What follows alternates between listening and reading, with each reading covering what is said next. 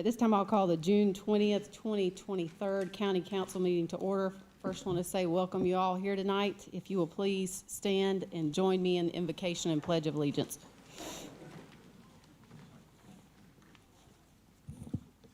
Please join me in reciting the Lord's Prayer. Our Father, who art in heaven, hallowed be thy name. Thy kingdom come, thy will be done, on earth as it is in heaven. Give us this day our daily bread. Forgive us our debts, as we forgive our debtors.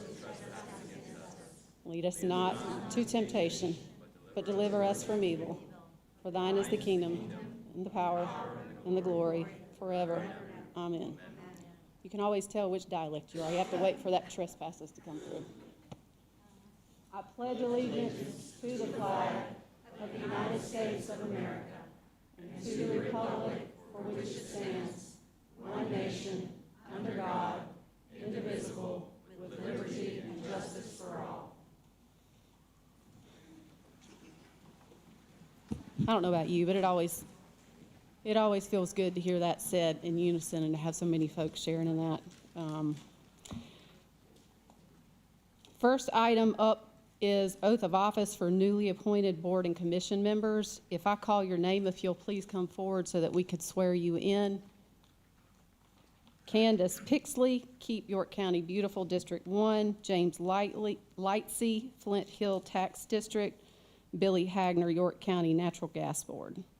And as you come forward, I would like to say, on behalf of the council, we would like to say thank you for your willingness to serve on this board.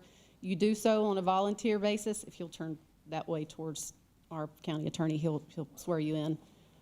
You rarely get thanked, and you certainly don't get paid, but we definitely need your service here in the county, so we appreciate you being here tonight.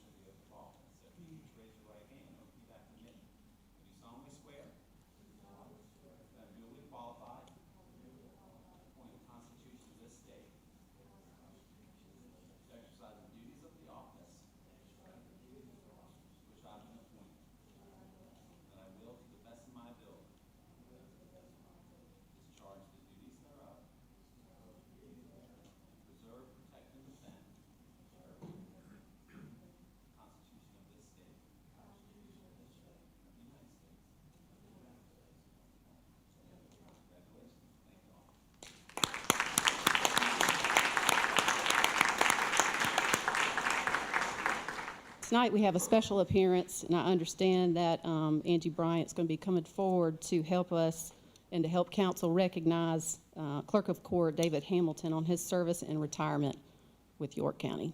Angie?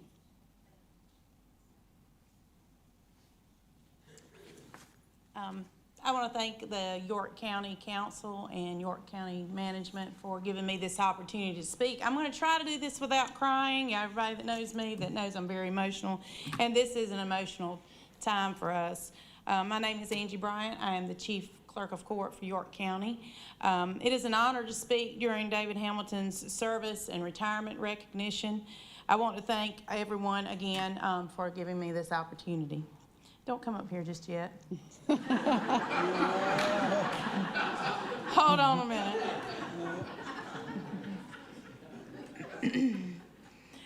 I can tell him what to do now. I'm so excited. David ran for the office of Clerk of Court in 1996 with several opponents filing and ultimately running against him for the same position. But David came out the voter's choice and was elected as Clerk of Court and the Register of Deeds and began his first term January the 7th, 1997. His CPA background and his moving forward ideas clearly made him the best suited candidate for such an important position within York County. He ran unopposed for 6 terms.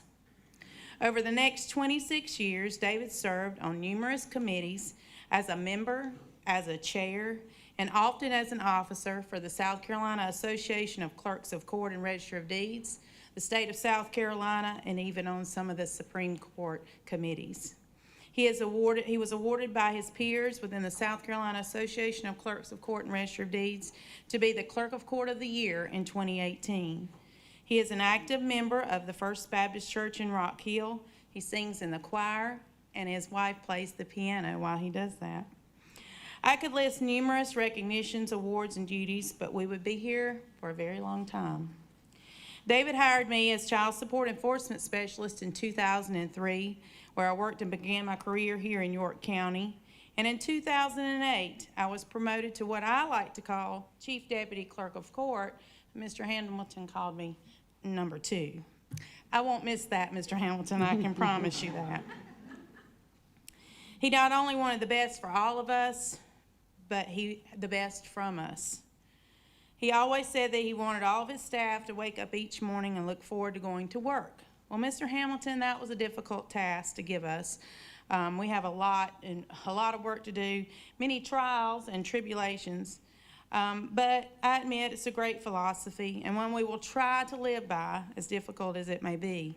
Your motto will remain an important part of how we treat each other behind the glass and how we treat the public on the other side.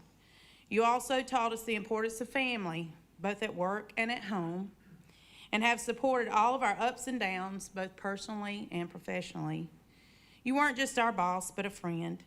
Well, unless someone was not a Clemson fan on Monday mornings after Clemson either lost or come close to losing, so we just actually learned to keep our distance after that type of thing going on, even if we were Tiger fans. Being a supportive boss is an understatement. You ruled the clerk's office, much like I know you do your family, with kindness, not much room for nonsense, strong Christian values, and an all-in attitude. We learned how to play the devil's advocate. My staff back there knows what I mean. And to always answer the question before it was asked. We all knew to tiptoe around asking if everyone could wear their team jerseys on office game day, and I had to remind you that not everybody was Clemson fans, but you reluctantly agreed. We knew not to buy anything or decorate any office of yours, the courtrooms, or any office that you frequented with burgundy and black. We learned that real fast. Being the longest running, most honored, and most statewide involved clerk of court in York County history, it is without a doubt your best professional accomplishment, one that I know that you're very proud of. But I know that the time has come for you to move on to bigger accomplishments and finally get to that long honeydew list of Shelley's, right, Shelley? You're going to travel, you're going to support that growing family, and be the absolute best granddad ever. I would like to share a few words from some of your clerks throughout the state. This is from Jamie Campbell. He's the clerk of court for Sumter County. I have known David since 2005, and he has not only become a dependable colleague that I have come to rely on and trust his wisdom and advice, but most of all, I have the honor and privilege to call him a friend. I told you not to come up here. David has selflessly served his county and other statewide associations throughout his tenure as the York County Clerk of Court. He has served on many committees that affect how all the clerks of court throughout the state conduct business, not just by participating, but by leading. I quickly learned about David's deep religious convictions and his profound love of his family and his work family and his wife. I wish him all the best and hope he thoroughly enjoys the fruit of his labor during his retirement and to keep striving to make an eagle in golf. And this is from Paul Wickensheimer. He is actually the Greenville County Clerk of Court, and he's with us tonight, and he said a few words as well, and I'm so glad you're here. David is kind, bright, helpful, and caring. He always makes you feel comfortable in meetings. Most importantly, he has a heart for people. Jeff Hammond, the Clerk of Court for Lancaster County, he said, my first impression of David when I met him sums up the man he is today. A leader, a gentleman, caring, kind, and compassionate. Congratulations. And he had to say, go Cox, yes. A dear friend of mine and David's, Alma White from Georgetown, she actually thanked me for this opportunity, and I thought I'd share this. She said a few sentences about David, it just couldn't do it justice, but she'd try.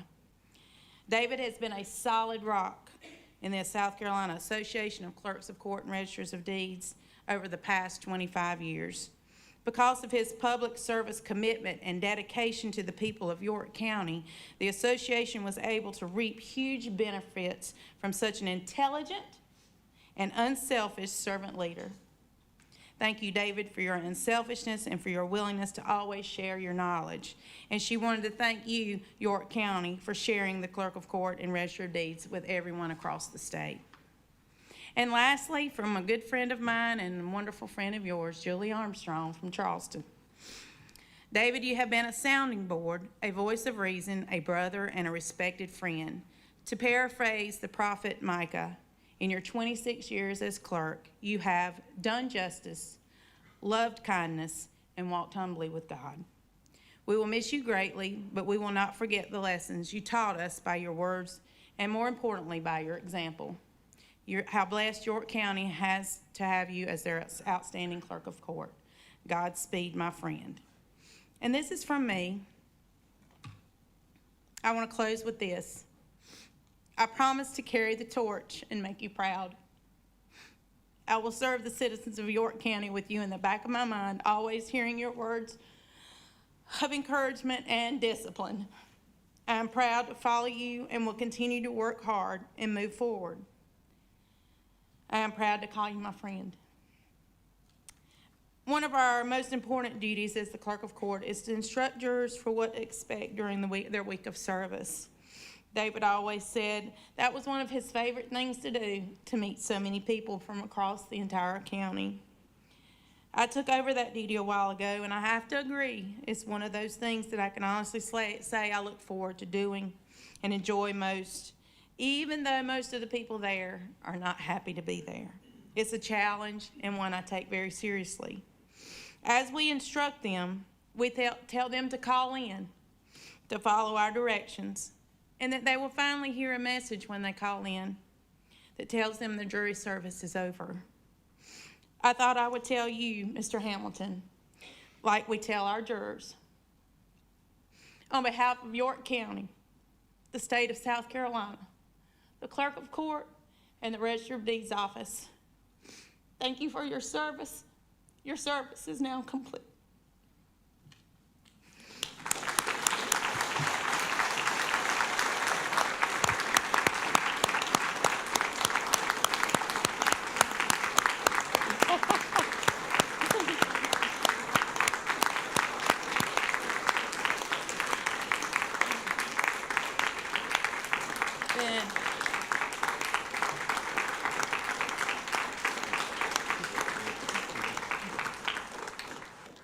And on behalf of the York County Council and York County Management, they wanted me to present this with you, and you can say whatever you like. Thank you so much.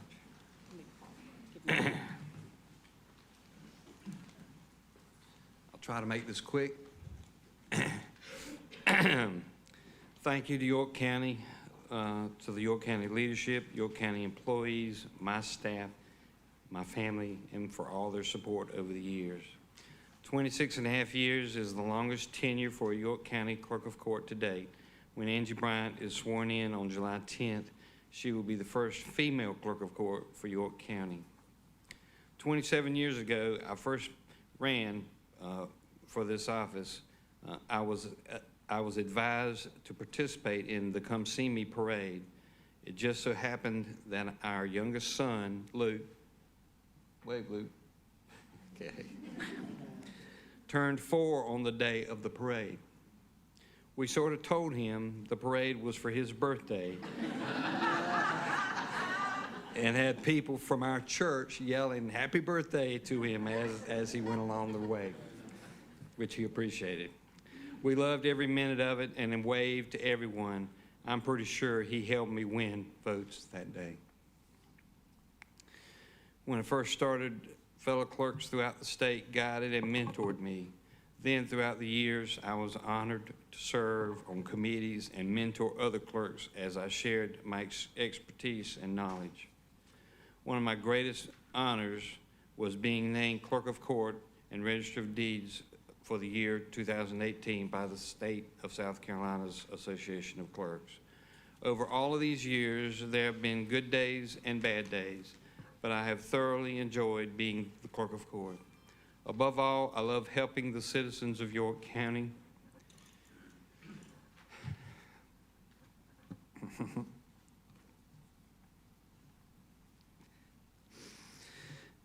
We worked each and every day to serve them with respect and integrity.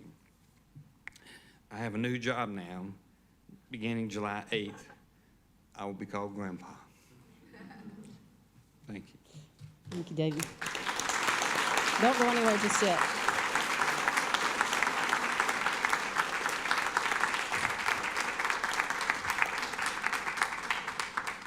David, on behalf of the council, I do want to say thank you for your heart and your dedication and your service to this county. We certainly do wish you well in your retirement. We know you're going to have some fun. You have run a tight ship, and you have left us in good hands with Mrs. Bryant taking over, and so we do want to say thank you. And before you leave, we would like to have you up front so that we can get a picture with anybody you want, any of your staff, your family up front, and we'll have you, the council behind you. We'd like to have that before you leave. Thank you, sir.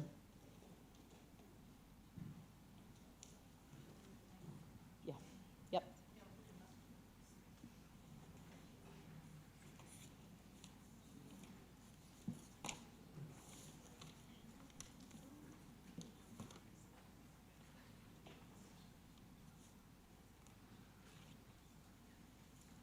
I want to scoot in, or are we going to spread out? This is, may I speak here?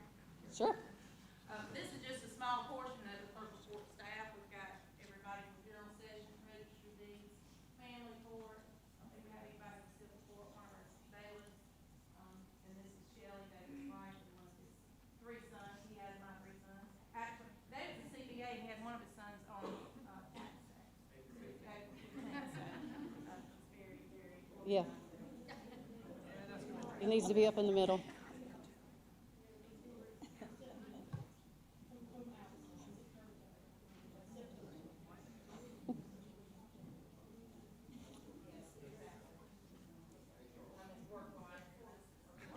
Yeah.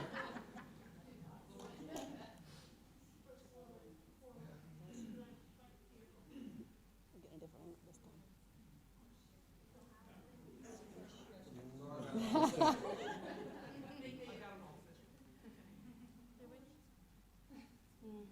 Everybody step closer together. Squeeze. Sorry. No, we couldn't see you. There you We go. didn't have everybody. I got my wide angle on.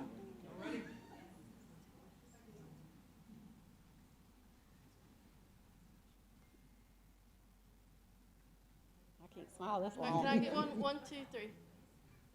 Will you take one with mine? I'm coming, of course. Just hit that button. Yep.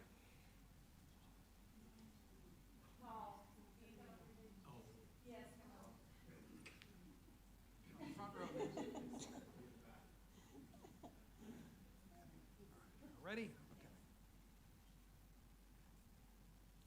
Got it. Yeah. Thank y'all.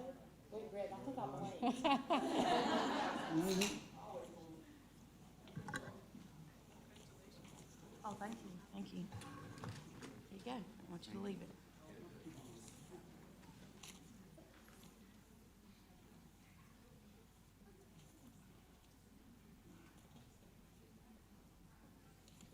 All right, we move now to our public forum session. This is an opportunity for council to hear from folks in the community.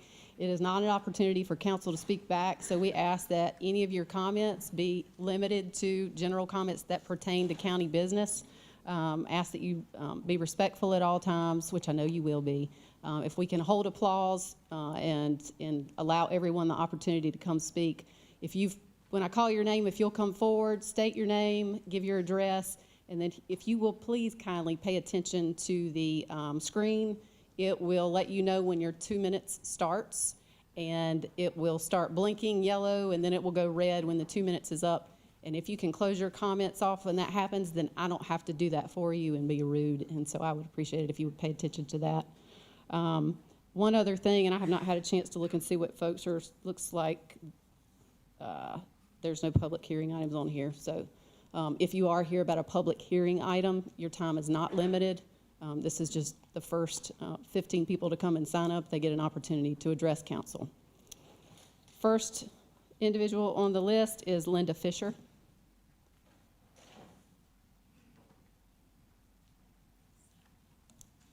Good evening. My name is Linda Fisher. I live at 334 Foxler Court in Rock Hill, South Carolina. At your last meeting, your constituents made statements in regard to their dissatisfaction with the shelving of sexually explicit books in the children's section of the public library.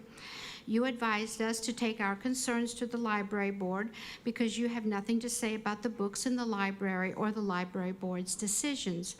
As you may know, many of your constituents attended the subsequent library board meeting to protest this egregious disregard of the well-being of our children and were turned down by a 6-0 decision. Part of the meeting was also devoted to final approval of their undisclosed budget for the county council to fund the library's work for the coming year. I say undisclosed because the public was not allowed to ask questions and were told to leave during the executive session of the meeting. As I listened to the board's perfunctory approval of the budget, it was clear that my tax dollars would be used to fund decisions made by this board that were not overseen by my elected officials.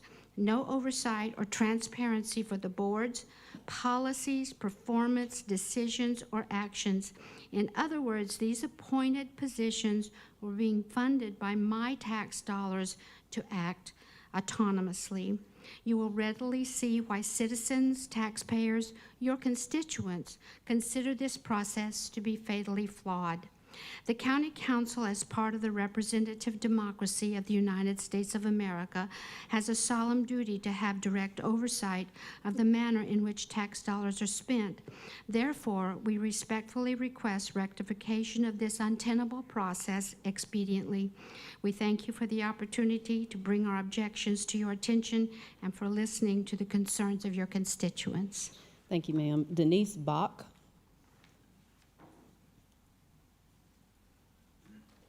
Denise Bach, 254 Hammond Road, Fort Mill.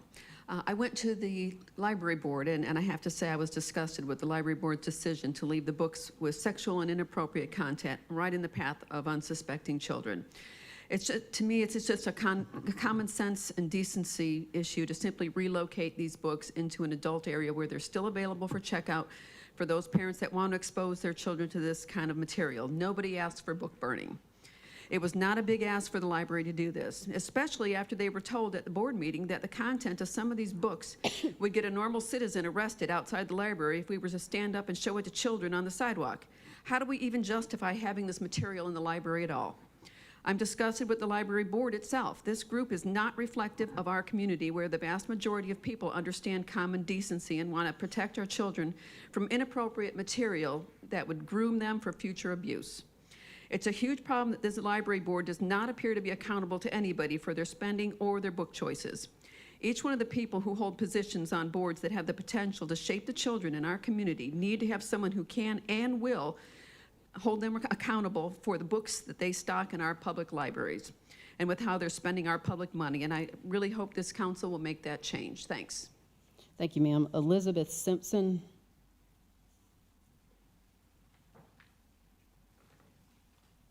I'm Elizabeth Simpson, 2105 Winhall Road in Fort Mill. I am a parent, and I'm here in objection to the reduction of library board seats and censorship of children's books. I've watched all the videos of recent meetings and have heard no compelling argument for either proposal. I heard someone say that they think they're planning on cutting some of the other boards, so you figured you'd just start with the library board, and that doesn't really seem like a reason at all to me. And then someone else said something about not meeting quorum, but I've been told that happened once like a year and a half ago, so that also just sounds like an excuse.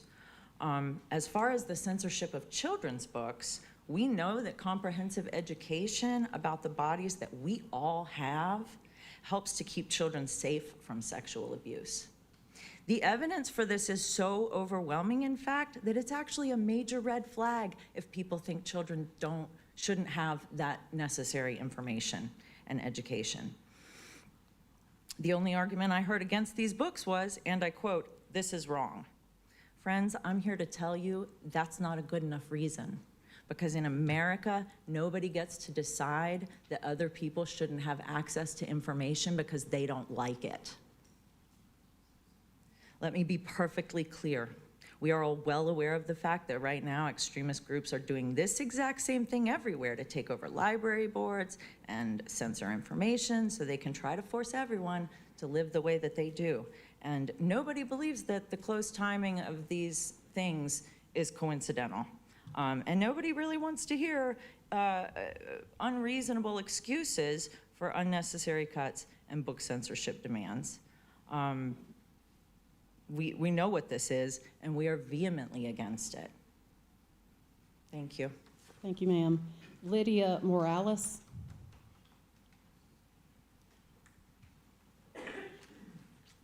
Hi.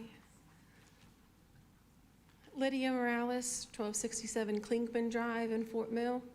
My name is Lydia, and I live in the Fort Mill area. I'm a parent, and I was also a teacher in the area, as well as North Carolina. I was a special education teacher for 10 years. So I never had a student that was the same, no matter if they had the same diagnosis.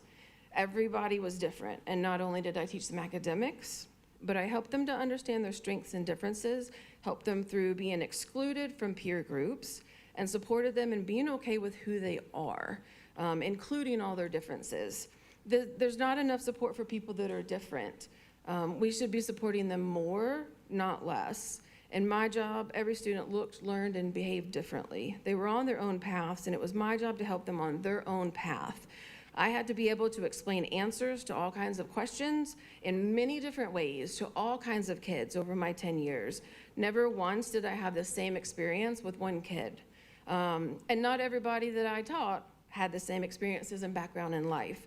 From a student not knowing the word apron in order to read a story about cooking and to understand that, I had people asking if sloths were real because they never had seen a sloth. So was it make-believe because they'd never seen it? I had people asking what a zoo or circus was because they'd never gone. These are many differences, and they all learn different ways about this, and that's okay. We need to support the differences, and it's sad that a person was born into this world differently by no fault of their own, and they have an even harder time getting through life. When in reality, we need to support all these people, no matter what. We need to support them because no one should be hated or feared because of their differences, even if a person might not agree, even if they don't understand. A movement towards acceptance and understanding is then on that person, but we should not infringe upon constitutional people's rights. Constitution for leaving books in the library is okay. If a person doesn't want it, that's fine. Don't read it. Thank you, ma'am. Mark Corral. Hello, thanks for the opportunity this evening to speak with you. My name is Mark Corral. I'm in District 5, 430 Leisure Lane in Catawba. I am a husband, father of 9 children. Yes, that's 9. And I also pastor a church, Grace Covenant Church, where we have around 100 congregants, and over 50% of them are children. So we love children, we value children and their well-being. I just wanted to come to you tonight as a minister of the gospel to encourage you with the word of God as it pertains to your duty as county council and your duty as a civil magistrate. God declares in his word in Romans 13 and 1 Peter 2 that you as the county council are a delegated authority. You have a unique opportunity and a calling from God as a authority that's delegated. So your authority is from him, as it says in Romans chapter 13, and it actually says that you're God's servant, you're God's deacon, to carry out justice, not according to your own pragmatic thinking, but according to God's law. And so as it pertains to your duty, the most basic fundamental duty that you have before God is to protect the innocent from evil and from evildoers. And friends, if you've read some of these books, then question, I don't know how much more evil you can get than exposing innocent children to these things.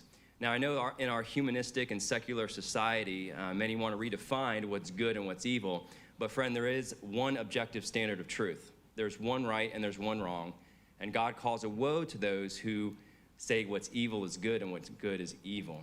So I would encourage you as God's deacon, as God's servant, as God's delegated authority to do what's in your power, what you can do to protect the very innocent, to protect children in York County from this evil material that's in our libraries. Thank you for your opportunity. Have a good night. Thank you, sir. Leslie Shrum.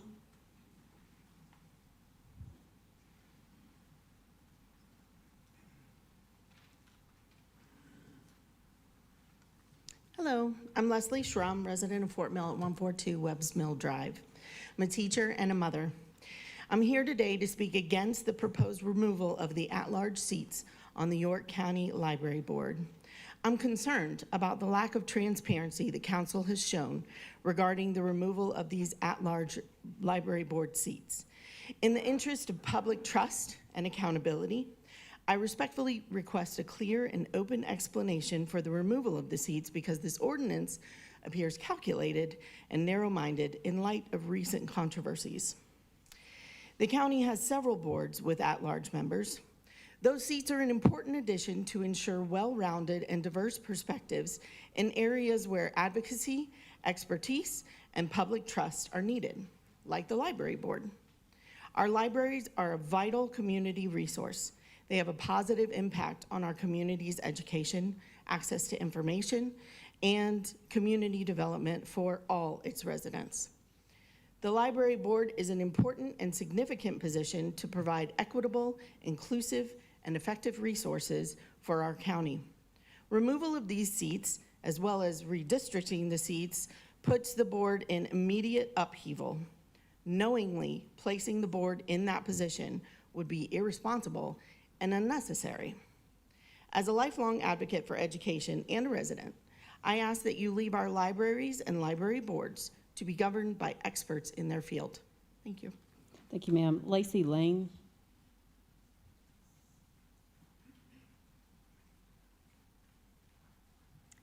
My name is Lacey Lane of Tompkins Knob Drive in Fort Mill. I'm a mother of 2 and a school counselor of 14 years. I'm here to support our York County Library Board of Trustees and our amazing York County libraries. Like others in our community, I've been paying close attention to the county council meetings in recent months. I'm concerned about the ordinance to reduce the number of library board members from 10 to 7 and the clarification of conditions for membership that had its first readings on June 5th and second readings snuck in during a special session meeting on June 13th. These changes would remove and/or replace half of our current library board. A reasonable rationale for such drastic changes has not been shared by the council. Issues with the library board member attendance, a history of not meeting quorum were cited, but no proof of this was shared with council members or the public.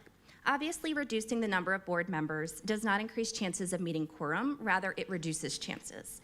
According to the library board minutes, the library board did not meet quorum one time, which was January 22nd. How does not meeting quorum on one date necessitate this ordinance? Also, if there is a plan to reform all boards in a similar matter, why start with the library board? The first 2 readings of the ordinance came on the heels of repeated comments made by a council member regarding library content, regarding concerns that are based on their personal ideologies. So the timing is a little bit suspicious.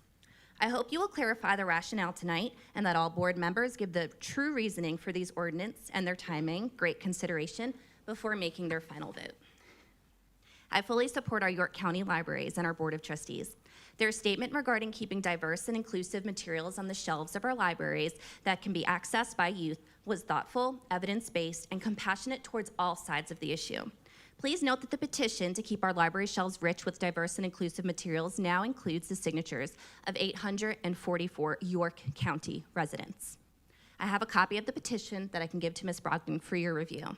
I respectfully request that the York County Council does not interfere with the makeup of our current library board and shows respect toward their decision-making process. Remember, you represent all members of your district, not just a loud and persistent minority. You, Nicole Ellis.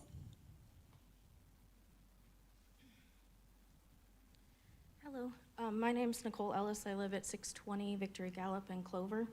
I'm a mother of 3 growing kids here in York County, and we've always really appreciated our libraries.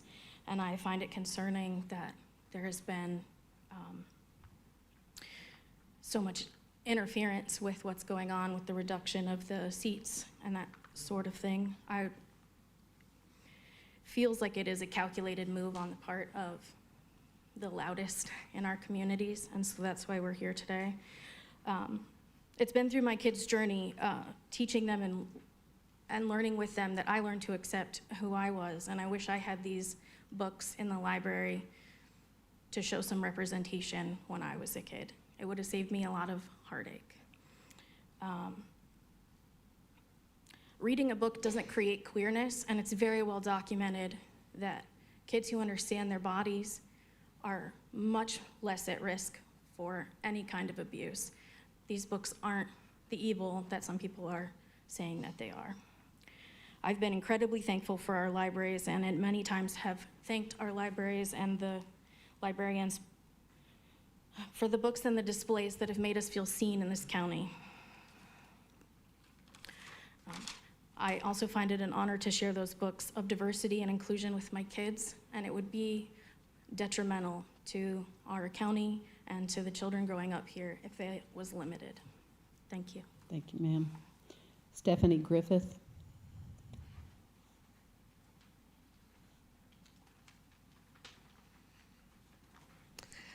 Hi, I'm Stephanie Griffith. I'm a resident of Fort Mill, Buckberry Court. When my family and I moved to Fort Mill 6 years ago, I certainly never imagined I would be having to speak in front of county council to express support for our public libraries. Public libraries should be palaces of books, learning, and activities for everyone in our society.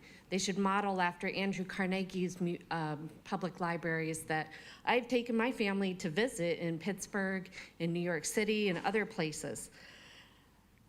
Frequently, they're underfunded and underappreciated, and today they become battlegrounds.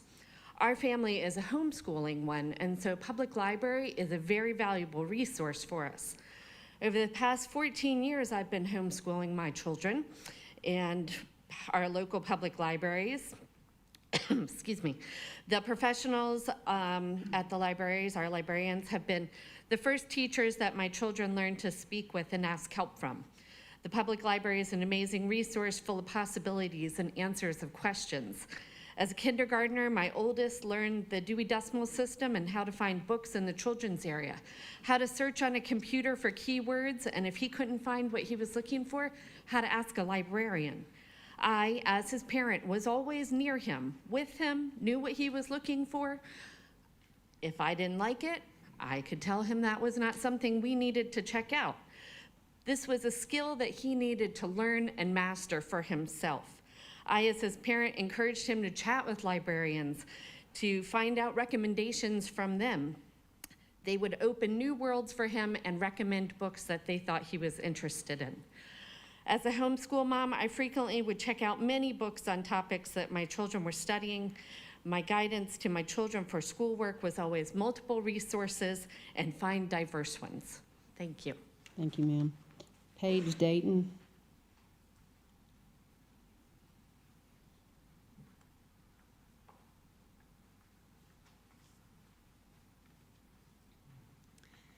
Thank you for allowing me the opportunity to speak today. My name is Paige Dayton, and I am a resident of Fort Mill, South Carolina, Shoreline Parkway. I attend the South Carolina Governor's School of Arts and Humanities, am a straight-A's honors student, and am also a queer teen. I'm here today in support of our Library Board of Trustees' recent decision to keep books that some residents may consider controversial in the juvenile section. Our libraries must always be a safe space to members of the community to visit, and it is important that they understand that this community is diverse, and children especially benefit when they see themselves in the pages of these books, even if, especially if, her identity does not align with what some may consider societal norms. Even when a child's identity does align with these societal norms, the child benefits by seeing diversity in books. This teaches love and acceptance of those who are different, something that is sorely lacking in our world today. None of this is about indoctrination. It is not pornographic, it is not evil. A child's identity will not change based on a book that they read. What will change is their acceptance and understanding. Children need to hear that they matter, their situation or family or self is not abnormal, and that they are valued. That is what a book can do, and it's why access to these books needs to remain as it is, without changes to how these books are cataloged or where they are located inside the walls of the library. As a teen, this is important to me, and it should be important to the adults who are in my life and my community too. This push to move books reflects a resurgence of fear and intolerance that doesn't benefit our society or the children who live here. Is this really the message that you want to spread? I would hope not. It's not protecting us, it's hurting us. I ask that you please support our library board's decision by keeping the makeup of the board as is. Please do not vote to reduce the number of board members or try to gain further control over the qualified, educated, and independent voices. Thank you. Danielle Graham. Hello, Danielle Graham, Fort Mill, Downman Court. I wanted to ask all of you to think back when you used to take your children to Blockbuster. I'm sure you all have done that. I did that with my children. My husband and I would go, and it was a fun event. And when we would go into Blockbuster, I would separate from my husband, and one of us would be with the children and one wasn't, so that we could pick out a movie to watch that night that was PG-13 or was rated R, something that we didn't want our children to see. Well, that included just walking down the aisle. You know, maybe the book cover, the movie cover was sexually explicit, or maybe it had a word on there I didn't want my child to read. They were early readers. So we just separated. It was easy enough. My husband would go and look for a movie, or I would go look for a movie, and the other person would be over in the children's section, where I didn't have to worry. So I think a lot of things have been said today, but all we're asking is that sexually explicit materials are moved into its own section. It is still available. A parent can still check that out with their child. A teen can still check that out, but they have to walk with intention to that area. We're asking for the children's sections to simply be safe, and that is all. I think it's a pretty common sense request to move it into that area. If you want to go and learn about mammals, you're going to walk with intention to the mammals section to check out those books. This is not unreasonable. This happens in South Carolina libraries right now. I also want to remind this board that it is a federal crime to expose a 16-year-old or under to obscene materials. And it's very important that we do not open ourselves up to a lawsuit. And I think it's important that everybody remember that. Thank you, ma'am. Welcome. Scott Shirley.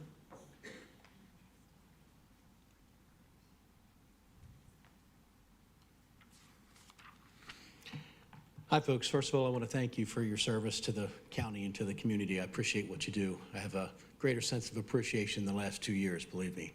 My name's Scott Shirley. I live in Tegakay on Tanatee Circle. I'd like to talk about the sexually explicit material that's in the public libraries. We're not asking for a ban of the books. We're asking for reason. Councilman Audette and others, other council members I know have recently taken some action on this and taken a few positions on this, and I appreciate that. If we move the books to the adult sexuality section, we have choices as parents on what books we want our children to read. Currently, all minors are exposed to sexually explicit content in our public libraries. Federal law prohibits the distribution of sexually explicit material to minors in every form of media. South Carolina State Statute 16-15-345 makes it a felony punishable by 5 years in prison, and if the minor is under 12, it escalates to 10 years. Board members of the library may change, but the policy must change and be compliant with the law. Because of these laws, here is a good reason. I heard somebody say they haven't heard a good reason tonight. Here's a good reason. The law of South Carolina and the law of the United States says so. Because of this law, county council, library board members, library committee members, librarians may be guilty of trafficking, transferring, or attempting to transfer pornographic material to minors. As a city council member in Tegakay, I have the support of our city council. We're currently researching any schools that are in our purview under the law. If this exists in those schools, we're going to take legal action. And I hope this county doesn't have to face the same. Thank you, sir. Deborah, hold applause, please. Deborah Feldman. Hi, My name is Deborah Falman, 336 Newington Court, Fort Mill. I am a mom of 2 sons who've graduated high school from Fort Mill schools. I'm also an adjunct instructor at a South Carolina university where I teach a critical reading class in which we discuss topics related to the human experience, including topics considered both politically right and politically left. One of the topics that we discuss is the freedom to express and discuss ideas. We read an extract from the 19th century philosopher John Stuart Mill's book on liberty from the chapter entitled On the Liberty of Thought and Discussion. Mill highlights the importance of including diverse perspectives in seeking truth, the best way to conduct our lives as humans. My concern is your proposal to reduce the number of members on the library board from 10 to 7. This possibly reduces the number of diverse voices on the board. So you're reducing the number of diverse opinions that you can take into account when you consider what is the true way, the best way to run our libraries.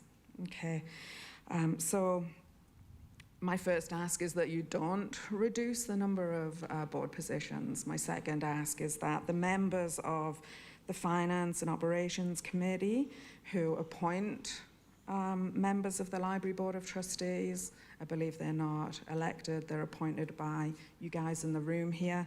I ask that when you are making these appointments that you make sure that there are diverse voices in your appointments and that you don't just go with the people who you agree with. Thank you. Thank you. John Gossett.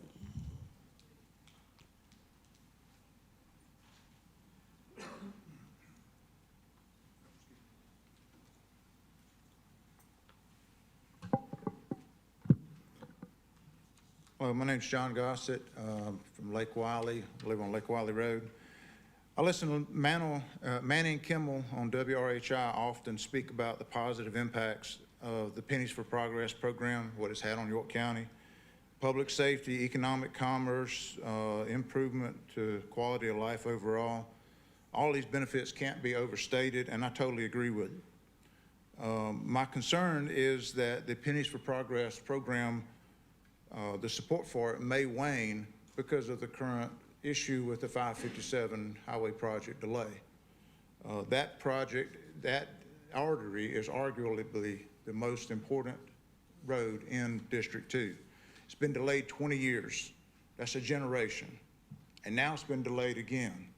The Pennies for Progress program was designed not to have interference from outside forces, political influence, anything like that. This is a citizen-driven program. And by state law, the board is a citizen board who picks the projects. And 20 years after this project has been approved, we now have yet another delay, and it has devolved into the very thing that Pennies for Progress was designed to avoid, and that is outside influence and that sort of thing. And it's been taken away from the people. Now, my concern is that this project is supported. We have a referendum coming up on it in November 2024. I feel that District 2, the support is going to wane significantly if we don't get that project moving again. And I'm concerned that county management, who will make the decision tonight on the way ahead, is under enormous political pressure to choose a particular option that could further the delay. And I think that would have very bad consequences overall. I wish this county would support the management. Thank you, sir. Amanda Hauser.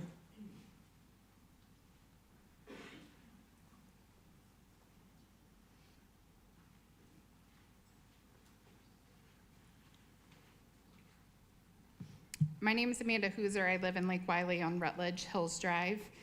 It's my understanding that a decision is to be made very soon on how to proceed with the widening of Highway 557 that was approved as part of the Pennies for Progress. Since this project was approved 20 years ago, the Clover Lake Wiley area has grown immensely, and there are thousands of new homes that are still coming that will contribute to more traffic and congestion.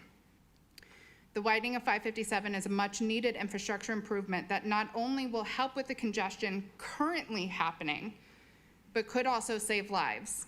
As part of this improvement includes cleaning up the Riddle Mill Bethel School and 557 intersection where many horrible accidents and wrecks have occurred. The Pennies for Progress program is meant to be one funded and decided by the citizens.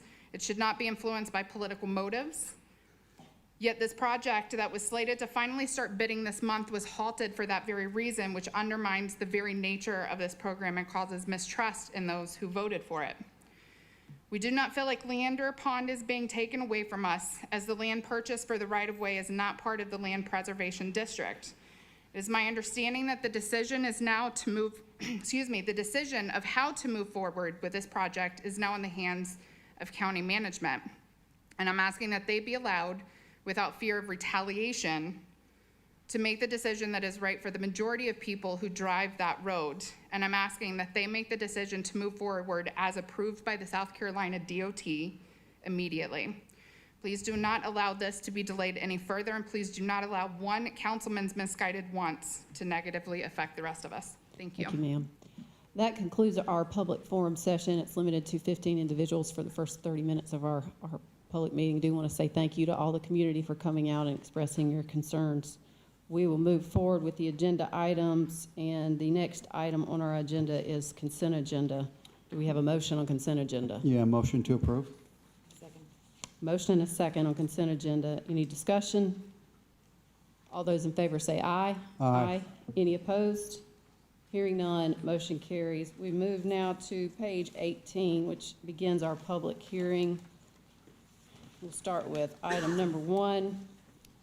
Council to hold a public hearing and consider third reading of an ordinance to rescind and repeal York County Ordinance Number 3195, Ordinance 3195, and thereby return authority for conducting municipal elections in the City of Rock Hill from the York County Board of Voter Registration and Elections, the board, to the City of Rock Hill. To authorize the board to relinquish all powers, duties, and responsibilities as otherwise conferred upon the board by Ordinance Number 3195 to the City of Rock Hill, and to take such other necessary and related action as may be necessary to perfect the relinquishment of powers, duties, and responsibilities for its own municipal elections to the City of Rock Hill, and to provide for other matters related thereto. I will say at the outset, my understanding from management is that the request has been made to defer third reading, so that may happen, but we still will move forward with the public hearing as required, and we can hear from staff on that. Why don't we go ahead and do that? Why don't we hear from y'all? Because it looks like at least one of our council members wasn't aware of that. We would request deferral of third reading so that council can consider an MOU that would allow the continuation of elections under the current situation through the end of the year, and then revisit whether or not we would need to enact this ordinance after that time. Mr. Rowdy, you have a question for management? This request is coming on behalf of who? Is it our staff or the City of Rock Hill? Because they've had ample opportunity to speak up and step up to be for or against this. The actual item of the public hearing is proposed by staff, that would be to discontinue the elections for the City of Rock Hill under the current protocols. What we are deferring this, the MOU is a memorandum of understanding with the City of Rock Hill that would allow us to conduct their elections one more time. That would be this fall on their calendar.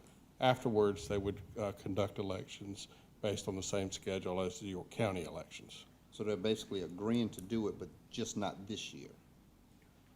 They are agreeing to move their elections to our schedule. That is correct, but they don't feel like their timing would allow them to move this one.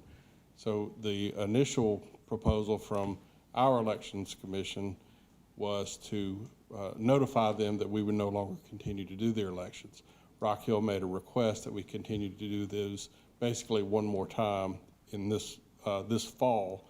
And doing so, they would agree then, and that's what the memorandum of understanding allows, is for them to do that one more time, and then they would conduct elections on our schedule going forward.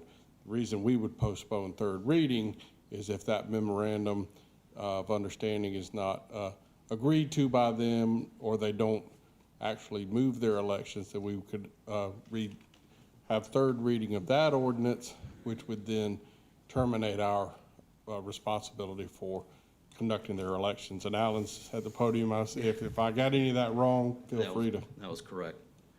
Basically, right after our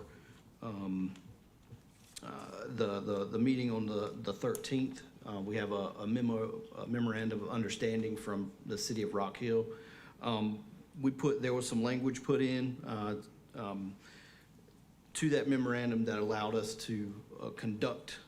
We were okay to conduct their election for this year, given the condition that they put in an ordinance later this year to move their elections. We would conduct their elections for this fall only unless they fail to enact their ordinance on their end, and then it would just return. We would finish out of a third reading for our ordinance, and it would return to the city of Rock Hill for conduct of elections. Well, I would definitely encourage our legal staff and management to make sure it's ironclad, because we all know how things have gone in the past with hearsay and dealing with certain municipalities saying they're gonna do things down the road, and then they come back and they renege on it, and then we end up filing lawsuits and disrupting the whole apple cart. So we wanna make sure if they're gonna agree to do it this way, which I think is a good way to do it, but we wanna make sure that there's no out to further delay. There's no out to say, we're gonna challenge you that you have to do it when we say it, because we've seen cards pulled that weren't even in the deck before by several municipalities in York County. We don't want to fall for the banana in the tailpipe again. So we'll leave it at that. Yeah, so based on our conversation that we had last time, this was a discussion that we had as part of it. So to defer this, Well, I just want to make sure I know I've given some leniency Yeah. here, but this is more to ask questions because we do have a public hearing to open it up Okay. before we have the Sounds motion. good. So if there's Yeah. any questions, I think you're started out as a question. I Okay. did give some leniency. Does Okay. anybody else have any questions of staff before we open up the public hearing? I didn't mean to interrupt you, but if you got a question. No. I guess the only question I have would be the fact that we did discuss this in our last meeting. So to defer this, that would be my question as far as why we would want to delay this even further to move forward with third reading. Correct me if I'm wrong. I'm going to turn it to Michael Kendry for the procedure on that. Sure. There's an MOU that provides for their changing their ordinance to the November timeframe. The very same night that we had our special call meeting, the Board of Voter Registration and Elections also met to endorse, not to endorse, but they met to evaluate and ended up endorsing the MOU that has a provision that they would conduct this year's election on the condition that they change their ordinance. So we would conduct the election so long as they change their ordinance, and we put some wording in there that should be done by the end of this year. So have an effective date of the beginning of next year. The deferral will be to some specific time in the future, maybe September council meeting or early October council meeting. That would be dependent on the motion, but it allows the ordinance to rescind the obligation to conduct the election pending, so long as they actually follow through on the representations within the MOU that they will change their ordinance date, and that keeps both alive until some future time. So we're not ending the process, we're simply, should the motion carry, deferring it to a later point in time. Gotcha. Okay, thank you for the details, appreciate it, thank you. Any other questions for staff or for Alan while he's here before we open this up for public hearing? Okay, thank you. Is there anyone here who wishes to speak against this request? If you do, please come forward. Is there anyone who wishes to speak in favor?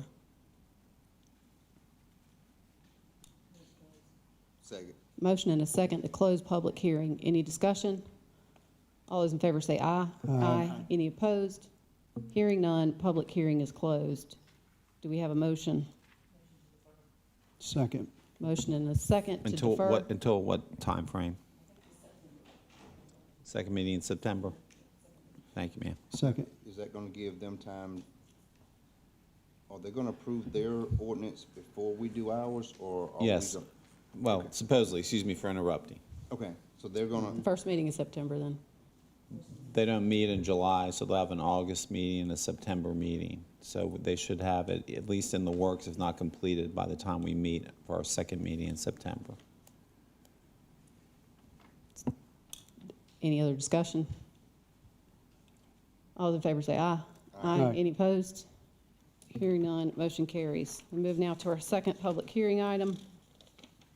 Council to hold a public hearing and consider second reading of an ordinance to amend Chapter 154 Land Development Code to clarify cluster subdivision design requirements, to clarify traffic signs installation responsibility, to modify tree conservation requirements and mitigation, to establish the York County Tree Fund, and to clarify the applicability of a traffic impact analysis, to amend Chapter 155 zoning code to revise the definition of large capacity event venue, to allow event venues as a conditional use in AGC and AGC 1, RUD and RUD 1, to amend the development standards for event venues, to eliminate rural event venues as a temporary use, to modify the maximum duration of temporary special events uses, and to clarify nonconforming structures allowed in the riparian buffer, to provide for a public hearing, and to provide for other matters relating thereto. Is there any other comments? Any comments from management or staff? Any questions from council to staff? Mr. Rowdy? I would like a refresher on the tree fund, because I know I was opposed to that when we were in committee. I just wanna hear that one more time, what we're actually implementing with the tree fund. Yes, sir. So the York County Tree Fund would be established to be the receiving fund for any mitigation in lieu of any of the required mitigation in the code, specific to trees. So the purpose for establishing a unique fund is so that those monies that are received are directly attributed to the list of items that are quantified in 154-206 in the draft. So they're exclusive to things that establish or preserve the tree canopy in York County. So there's a like-for-like trade-off if there's a fee in lieu that is approved as part of the ordinance. Let me put that in layman's term for those sitting out here. So we have a tree ordinance that says you must leave so many trees in a subdivision on a property, and if the developer wants to take down more than what we say he can take down, we would in turn say you have to pay a fee if you want to take down these trees. It's kind of like paying to cut down extra trees. If trees are important, we shouldn't let them take them out just because they're going to pay to do it. If the goal is to save more trees, to have more canopy on property, whether it's commercial, residential, I view this as a tax on developers to pay to do more tree cutting. If we're going to allow them to do it, I'd much rather see them replant in a different area, because I know some developments come across pieces of property where there's abundance of trees in the development area. I would support allowing them to replant more trees in another area versus allowing them just to pay to cut more trees down. Are there any other questions for staff before we open it up for public hearing? I'll get back to it, but that's why I didn't like it. We'll get to it. Any other questions for staff before we go to public hearing? Can I make a motion to defer? Well, we got to have a public hearing first. So are there any questions for staff before we move into public hearing? If I could just clarify the answer for that. And to Mr. Roddy's point, and I think what Jonathan was trying to say is that even though it is a fee charged to the developer, that money would be used to replant. It could only be used to replant trees in another location. So, and I think in most cases, the developers are in favor of this because they have sites, certain sites take a school site or a large shopping center where the trees just, they don't have the ability to replant all the trees that they cut from a heavily wooded area on that site. So they need the relief at another site. In lieu of them planting the trees on another site, they would pay into a fund that we would maintain, and we would plant those trees on another site. And Jonathan, correct me if I got any of that wrong. No, that's right. And I'll just add that, Mr. Rowdy, to address your concern about, having the trees remain versus paying a fee to get around that requirement, the ordinance that's drafted here has in order of preference. So the preference would be that the trees remain, and then the first priority mitigation option would be to provide more tree save area than is required by the ordinance. So that way, if we're going to remove a grand tree, we're going to preserve a large area of existing trees, because existing trees are much more valuable than planting a new small tree. And then after that would be to mitigate plantings on site. And then the very last option would be to do a fee in lieu. And there's a cap that the fee in lieu would be no greater than 50% of the overall tree mitigation for grand tree removal, so that a developer isn't entirely paying their way out of the mitigation. So it's meant to be a balance of if a site is truly constrained by an abundance of grand trees that just happen to be on the site that borderline make it undevelopable, that there are some flexible options that developers can mix and match to meet that mitigation goal. Any other questions for staff before we open this up? Yeah, I've got one quick question. I know we talked about it before. I know that you stated that this money can only go towards trees, and I know there was a suggestion that I had made about putting that money towards roads, whether it's entranceway or whether it can go towards our roads. It is a state law, I think you mentioned, that is restricting. When jurisdictions have exactions where a county is looking for either a monetary contribution or any other type of offsite improvement, there has to be a nexus of impact, and that has to do not necessarily with state statute, but it's a case law driven through interpretation of the Constitution and the amendments. So, and if you want a more eloquent explanation, I defer to Mr. Kendry. Like kind. So, if you're asking a developer to preserve trees and they can't do that, and you're saying, well, we'll accept a contribution from you instead of planting those trees, then that contribution has to be a like kind. So we're not taking money from a developer because they can't preserve their tree canopy and then applying that to our roads or to infrastructure improvement. It would go to that same like.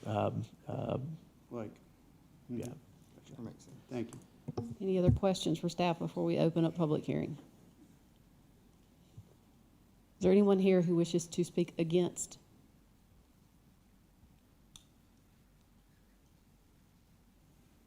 Please state your name, give your address. Scott Childers, 1349 Filbert Highway, York, South Carolina. Y'all know I'm not here to speak against, but this is kind of how it falls into, there's a few things I have, questions about. So, Madam Chair, members of council, I appreciate the opportunity. I think you all were sent an email by me on June 15th. Hopefully you all received that. Basically going to just regurgitate some of that information for you.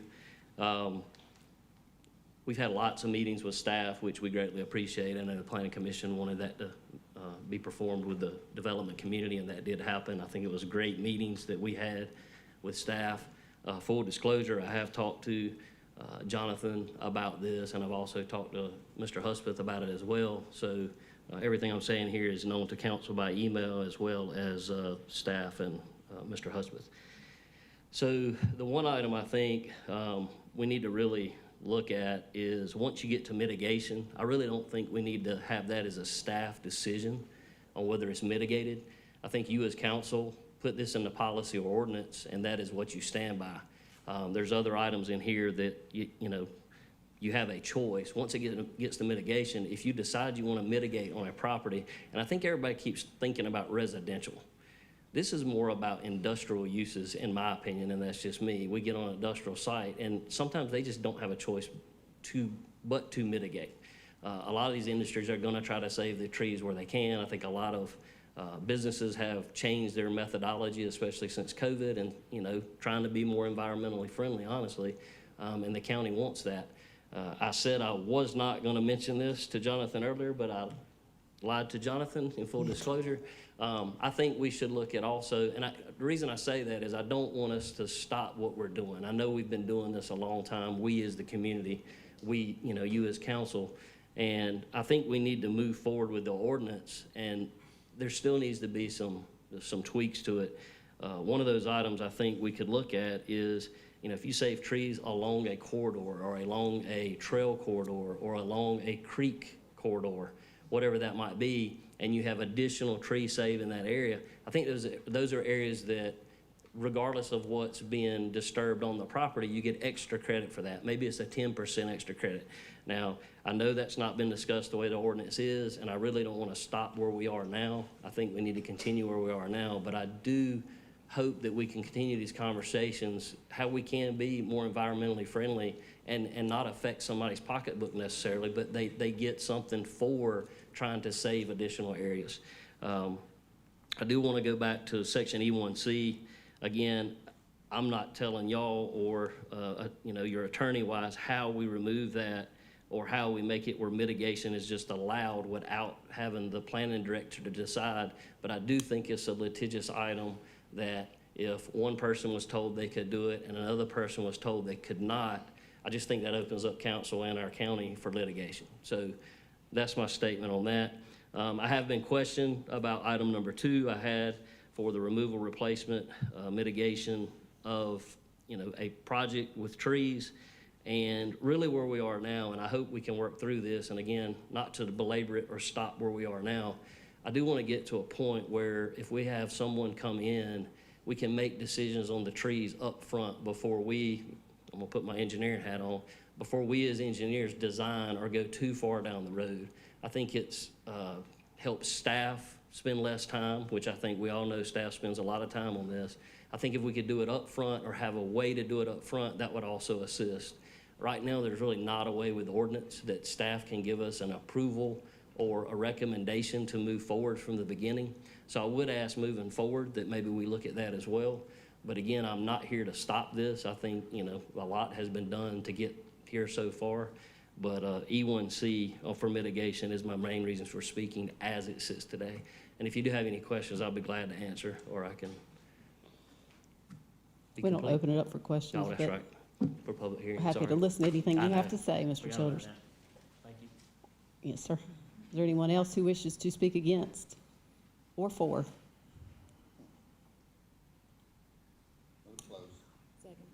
Second. We have a motion and a second to close public hearing. Any discussion? All those in favor say aye. Aye. Any opposed? Hearing none, motion carries. Do we have a new motion? Yeah, motion to defer it to the second reading until July's council meeting so that legal and management can address and propose alternate options regarding the mitigation process and the timing for the tree save and the grand tree review. Second.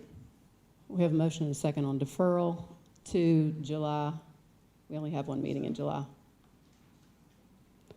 Let's have discussion. I've just had a lot of people that don't understand it and been questioning what exactly it's going to detail. The Planning and Zoning Committee has been discussing this. We have had this approved. We had this changed. It came before the committee. We've had a couple of different updates on it, and we had a workshop on it a week ago. So I don't understand why we don't understand it. It's an important thing to pass, and I do agree with Mr. Childers that there's some things that we could continue to look at. This is a part of RECODE, and there are 2 things in here that I would actually like to refer back to committee just for some more discussion, but it makes no sense to me to defer something that we've had multiple conversations on over the last 6 months and even back into last year. Mr. Rowdy? I'll just say, plenty of times there are things that we are asked to approve or deny. I'm not 100% for it, but I don't want to delay it any further. This is only second reading, so we can still hash out a few things before third reading. If this was third reading, I would feel more comfortable deferring it at that point, but we still have now to July 17th, I think it is, for staff to kind of massage this and work out a few kinks, whether it's with council members or someone like Mr. Childress, who has some concerns about it. So we do have basically a whole nother month to still work on this to get to third reading. So I wouldn't be in favor of deferring it, because if we defer it now, we'll only have second reading in July, and we only meet once in August, so it'll be around the middle of August for third reading. So to keep this on a reasonable track, I say we go ahead and move forward with second reading tonight, and we can still hash out some issues before third reading. We have another month. Well, We're going to go down the line. Mr. Huckabee? I'm encouraged that we're having conversation at a second reading. This is good. I'd like to see more of this at the first reading too, if that's possible. But I would like to see staff address the 2 points of removing discretion. I do think that's an important point for obvious reasons. And then having decisions up front on what a developer needs to do before they spend money putting an architectural or an engineering plan together for the property. I think that makes sense too. So if in fact we can address those two things before our July 1st meeting in July. We're only meeting on the 3rd. Only the 3rd, so it's 17th, right? Yep. Yeah. So the meeting on the 17th, and I'm in favor of not deferring it, but if we can't get it done by then, I am in favor of deferring it, like Tommy's requested. I think what I'm hearing from council is that if they can come up with a solution to address the concerns that you have about that at the third reading, then is that something you would consider? Yeah. But Okay. a lot of people are just confused. I mean, I think they're getting it confused. Is it going to be, well, you let this one do this, but you ain't going to let us do this? Okay, so, yeah. I think if you're willing to withdraw the motion and then just send some direction to legal and to management to address the concerns that were raised by Mr. Childers, to find some way to make it less discretionary so that everyone has some more definite understanding at the outset as to what that's going to look like. I'll withdraw as long as it does get it blamed for the ones who need to know. I'd like to make a motion that we approve second reading and have two parts of this, the tree fund and the clarification of the non-conforming structures allowed in the riparian buffer sent back to the Planning and Zoning Committee. Yeah, and for discussion. Okay, and I'd like to add in also. I guess I'm not sure, is there a second to the motion to refer it back to committee versus bringing it back to council? I think that's kind of what we were. Do we have a second on this other motion? I'll second it. I'll second it. We have a motion and a second. Mr. Rowdy? Go ahead. Now, I second it, but I'm not too much in favor of going back to committee, but because we have a whole nother month for staff to work on hammering out some of the issues. But if the committee route is the only way to hammer out the tree fund and the other item that you mentioned, then I'm willing to do it. The tree, sorry to interrupt, the tree fund has linkages to other sections of the ordinance, so to look at it in isolation may be challenging because the other component parts of the ordinance relate to that tree fund. So I'd like So to. we can't take it back to committee just for that. Yeah. I think the better course is for someone to make a motion to approve second reading and then we all have instruction to management and legal to take a closer look at the discretionary items and report back with some solutions. And if we can't get consensus then we would decide if that needs to be committed again. And definitive feedback on the front end. Yeah. So of a submission. Agreed. So one of the also too, just to piggyback on, just to piggyback on Allison's request, I also would like us to look at, as Mr. Childers said, mentioned, there are properties that do have a lot of tree structure in areas that they cannot develop. And I think that if we look at that, I think there's value in the number of trees in areas that normally they wouldn't get credit for. I think that's something we need to talk about, as he mentioned, a 10% credit if there's areas that cannot be developed, but there's value back from a tree substance, in essence. All right, so do we have an agreement to withdraw the motion or to amend it to refer it back? Well, we're gonna, Ms. Love, it's your motion. I mean, are you comfortable with, let's withdraw your motion and let's move forward with some instruction? Yeah, I would draw the motion. I just think it's easier for us to kind of flesh that out and be sure that everybody understands it before we bring it back for third reading. That was my goal. So the motion is to approve with instruction to management and legal to come back to council in July with some alternatives or help with that lack of discretion issue. I'll second that motion. Motion and a second. Any other discussion? I will say that I think is this the last round of recode changes, Mr. Hudspeth? Or are there?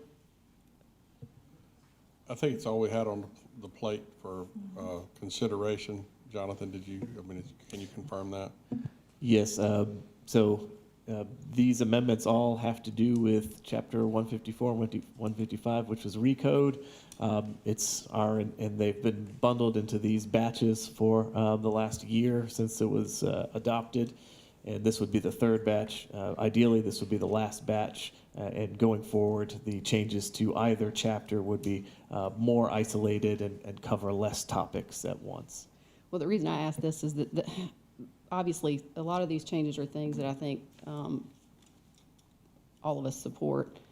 With the event center, I know that that is one that I think that it does provide some help, but I don't think we've done enough to address some bureaucracy in that one too. I think we need to take out some discretionary components to that. I think we should build back into it a temporary use.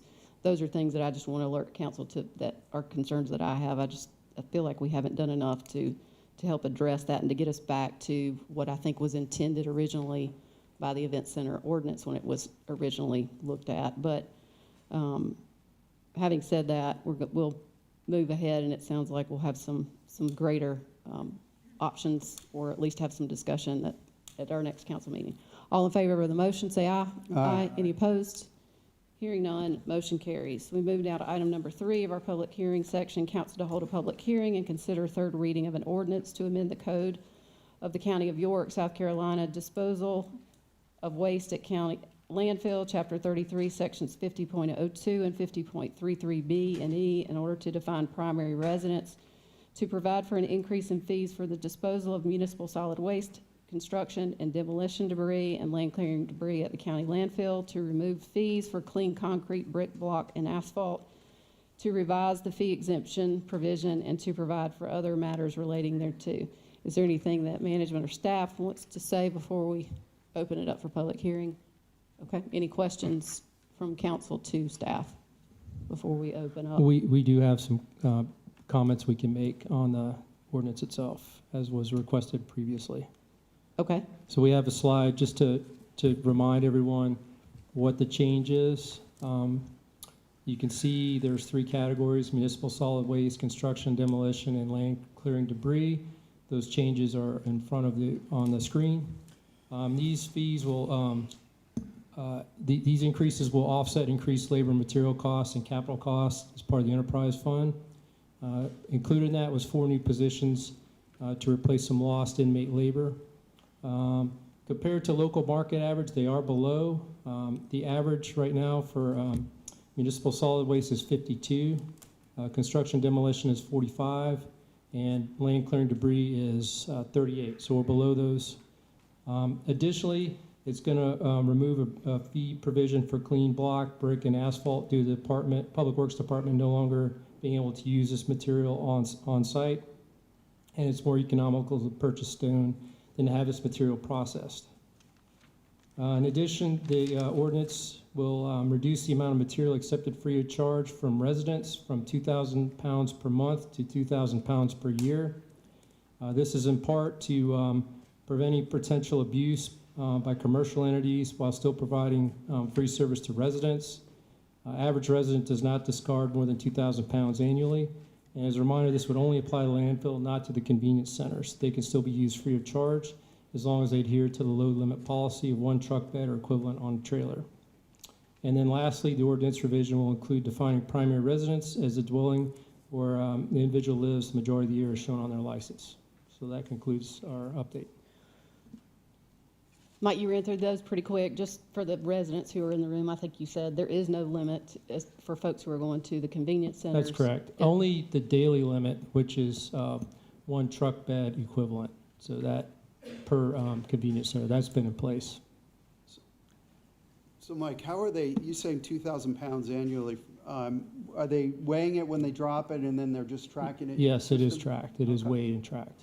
And that limitation is only at the county landfill? That's correct, not one at the in York. convenience centers. These rates are still well under the Yes, other rates they are. throughout the county. Any other questions for staff before we open this up for public hearing? All right, is there anyone here who wishes to speak against? Is there anyone who wishes to speak in favor?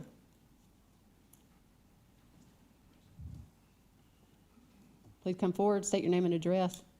Sylvie Carey, 124 Charlotte Street, York, South Carolina. Just a question, can you take all the same stuff to the local places and not the landfill? Because we were renovating a house and we ended up, I mean, we were taking almost 2,000 pounds a month for a couple of months, just taking out sheetrock and just stuff from like an old deck and things like that. Would they also take that at the local recycling? Mike, I'm happy for you to answer that question. Okay. Yes, the construction demolition would still be accepted at the landfill, but it would be subject to the 2,000 pounds annually. Beyond that, there would be a charge that would be incurred. Right, but you said that the other places accept that. The convenience centers, The convenience centers, you're limited to 1 truck bed, 1 truckload. that's per day. correct. That's what you're limited to per Do they day. also accept that same They will accept material? large and bulky.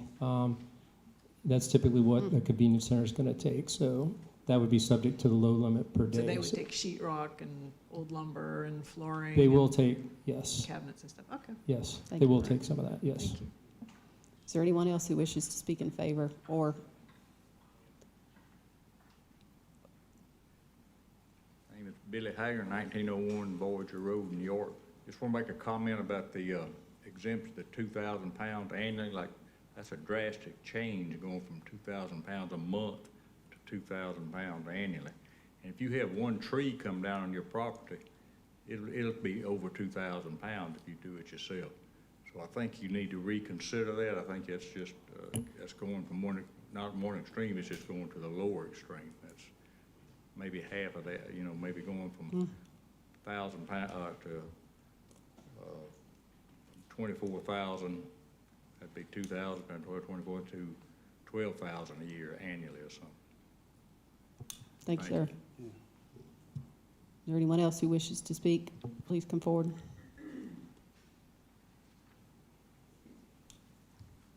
Hi, Don Shobe, 3138 Lake Wiley Drive in Rock Hill. Again, the land clearing debris going from 2,000 pounds a month to 2,000 pounds a year makes it very difficult for us. We have 2 storms come through and I'll be over those weight limits. I'd like to reconsider something a little bit more reasonable. Thank you, ma'am. Thank you, sir. Is there anyone else who wishes to speak? Move to close. We have a motion and a second to close public hearing. Any discussion? All those in favor say aye. Aye. Any opposed? Hearing none, public hearing is closed. Do we have a new motion? Move to approve. We have a motion and a second. Ms. Rowdy? I'll say, I'm on the committee that kind of saw through some of this, and one of the things that stood out the most for us was when you have someone come out to your home to do a job at your personal residence, and it accumulates some of the, whether it's C&D or land clearing or those kind of things. What we were seeing was those contractors coming to our landfills saying that it was from the residential home, but they're out there doing a job to make money, not the resident doing the work to come to the landfill. And we got into some things with talking about securing loads, but we were seeing a real abuse of contractors that will come out to your home and do the work, charge you for it, but then come dump it for free under your residential address.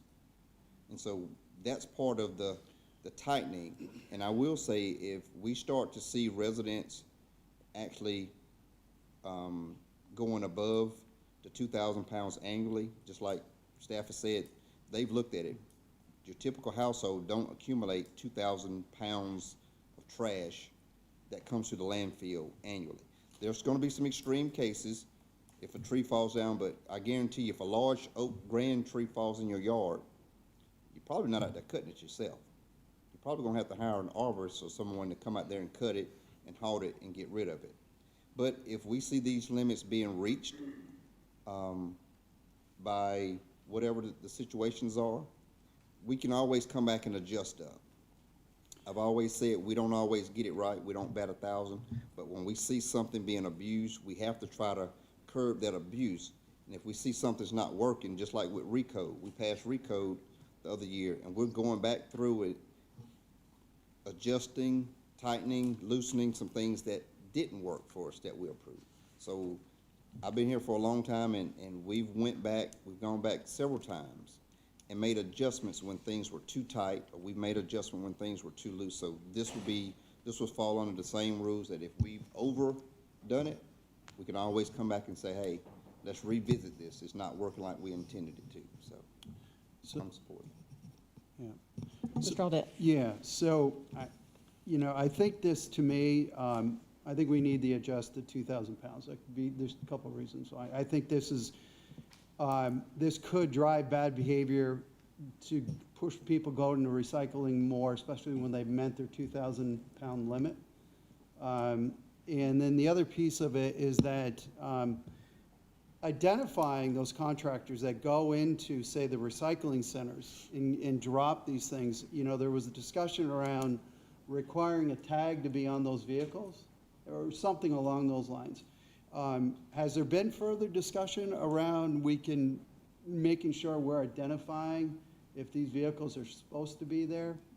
And I know there was some discussion around requiring a tag to be on the vehicles. Again, I first think we need to change this 2,000 pounds. I think this is going to drive some issues. But the second question, I'll turn it over to you.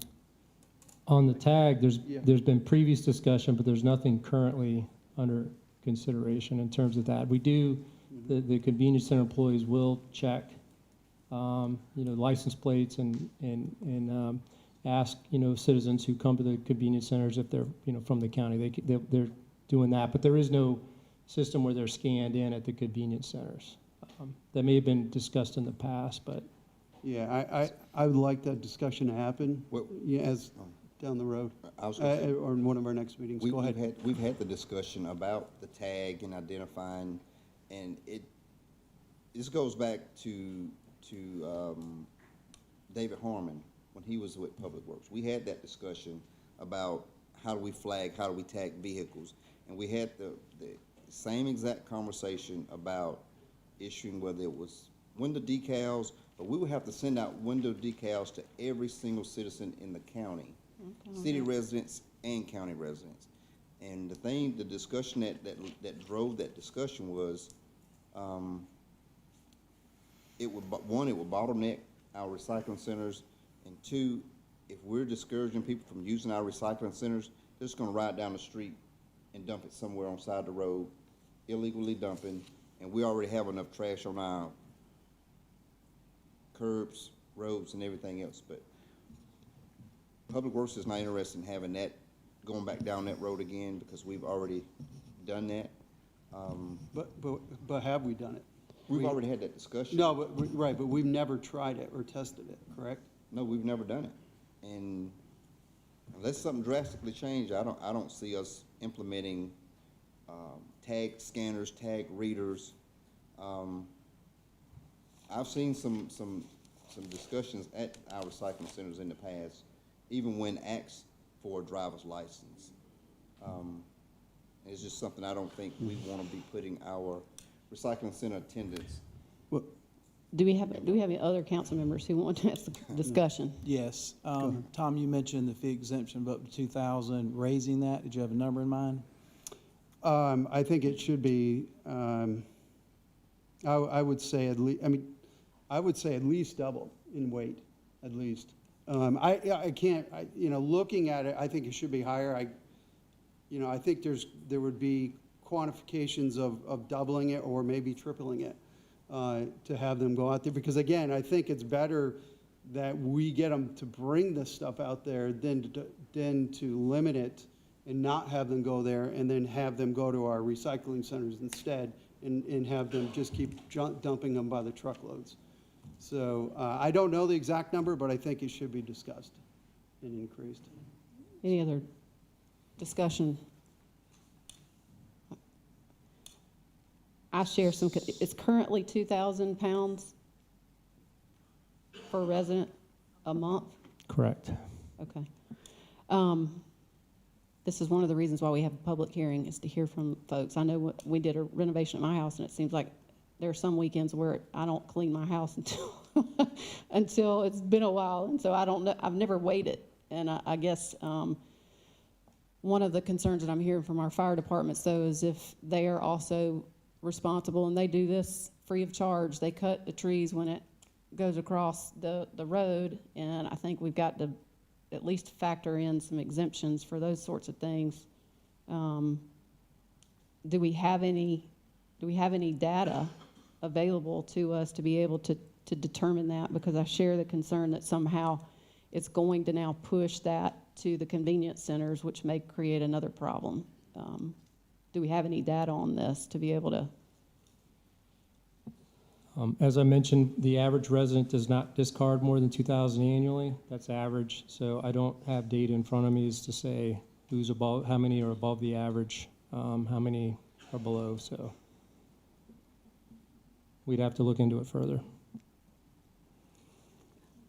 I think I'm personally inclined to say if we could get some additional information to address the concerns that are raised from the public and then bring this back in July. I would much rather do that now than find we got a big old problem and then we got 3 more readings before we can change anything. The budget was based off of these rates for the landfill. What I think we can do that would address Mr. Audette's concerns as well as your concerns, Chairwoman, would be to report back to council in 6 months as to how many people, where they're at, where they're tracking to that $2,000 pound limit. That was not a number that was arbitrarily grabbed out of the air. No. That came from the folks that work at the landfill, and they felt that most of the population would be below that. Your exceptions, I don't think should drive where that limit's set, but we could report back to council in 3 months, 6 months, or whatever y'all feel would be appropriate as to how many residents are trending over that number, and we can adjust that poundage during the year. But it's important to get these rates passed now before the fiscal year begins. Well, I think we could pass the rates and still leave this annual exemption out as another option as well. I'm just concerned that once we start this, we're going to have other problems to deal with when it gets dumped. And so, what better way than use actual data over a 6-month period of our changes? We could arbitrarily say we don't think 2,000 is enough, but over the next 6 months, obviously, Public Works can report back saying, hey, we're seeing a lot more. Maybe we've underestimated where we should be. Let's use our own actual data from our landfill to drive where we set this number if we're going to push it up.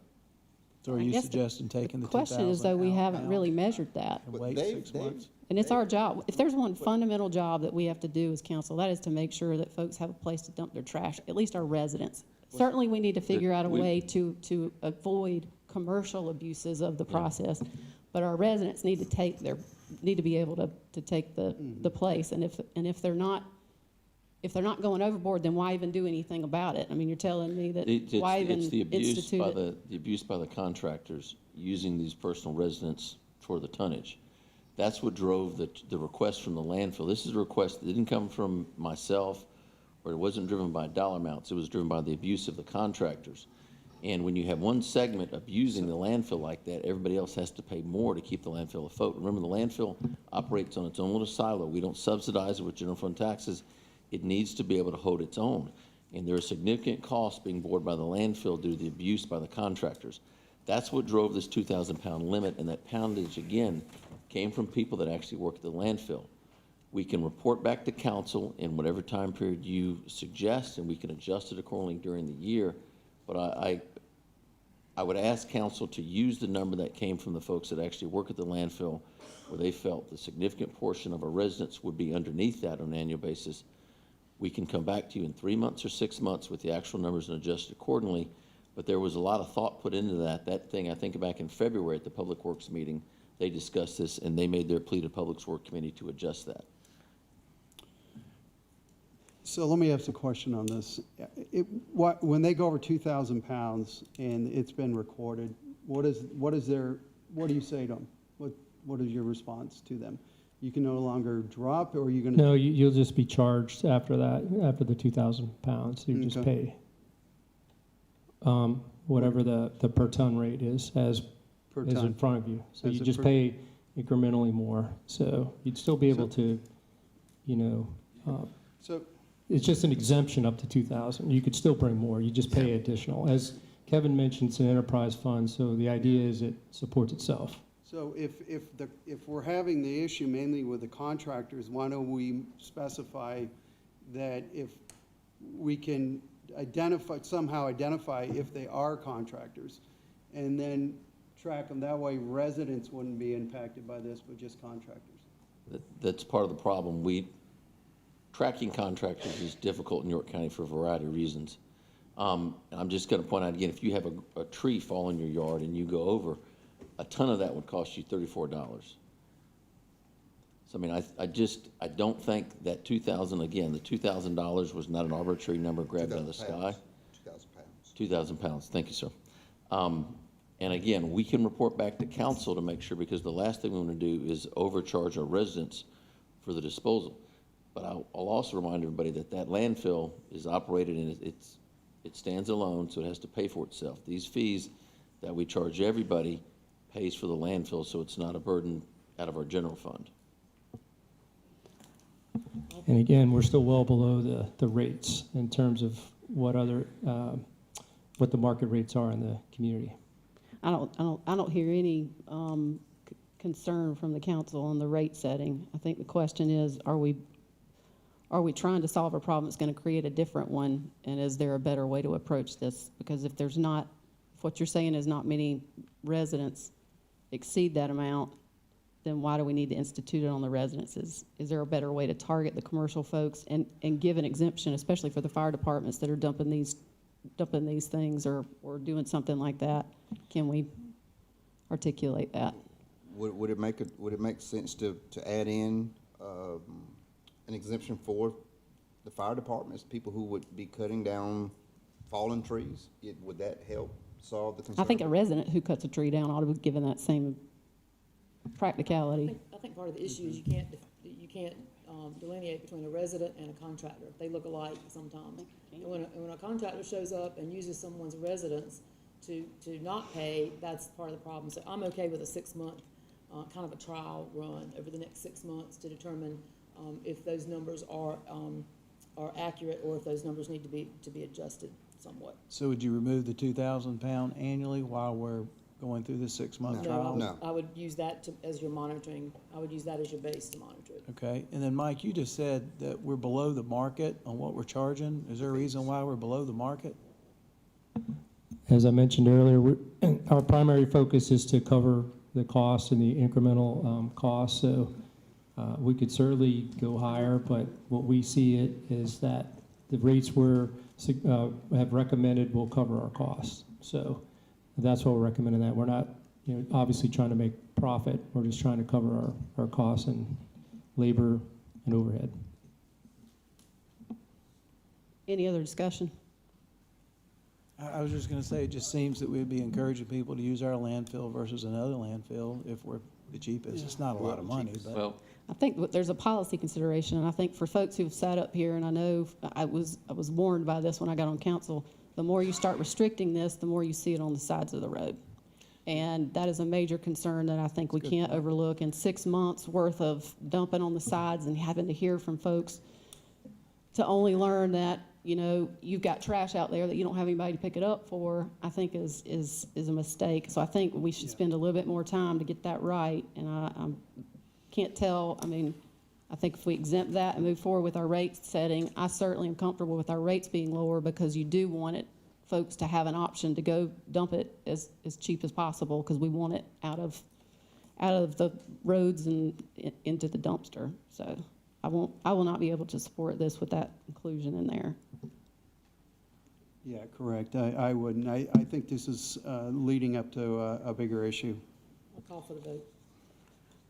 Any other discussion? Call for the question. All those in favor say aye. Well, wait a minute, state what we're voting on so we're all clear. Approving the motion as is with no changes. There's not been any amendments proposed. For what we have on our paper here. Okay? All those in favor say aye. Aye. Opposed? No. Opposed. All right, we need to raise your hand if you voted no. Motion fails. Do we have a new motion? Well, Can we have a motion wait to a approve? minute, but weren't there only 3 noes? Debbie, did you vote no? I did. Oh, I didn't see your hand, I'm sorry. No. Apologize. She voted yes. Yes. Tommy voted no. Vote to Yes. Tom, Tommy, Okay, and myself. so are voted we no. going You didn't to vote no. address I voted yes. having We a approve this. time Motion period? passed. 6 months. You voted against it. We just voted on the motion, which was to approve it as is with the limitations provided in it. There was no amendment.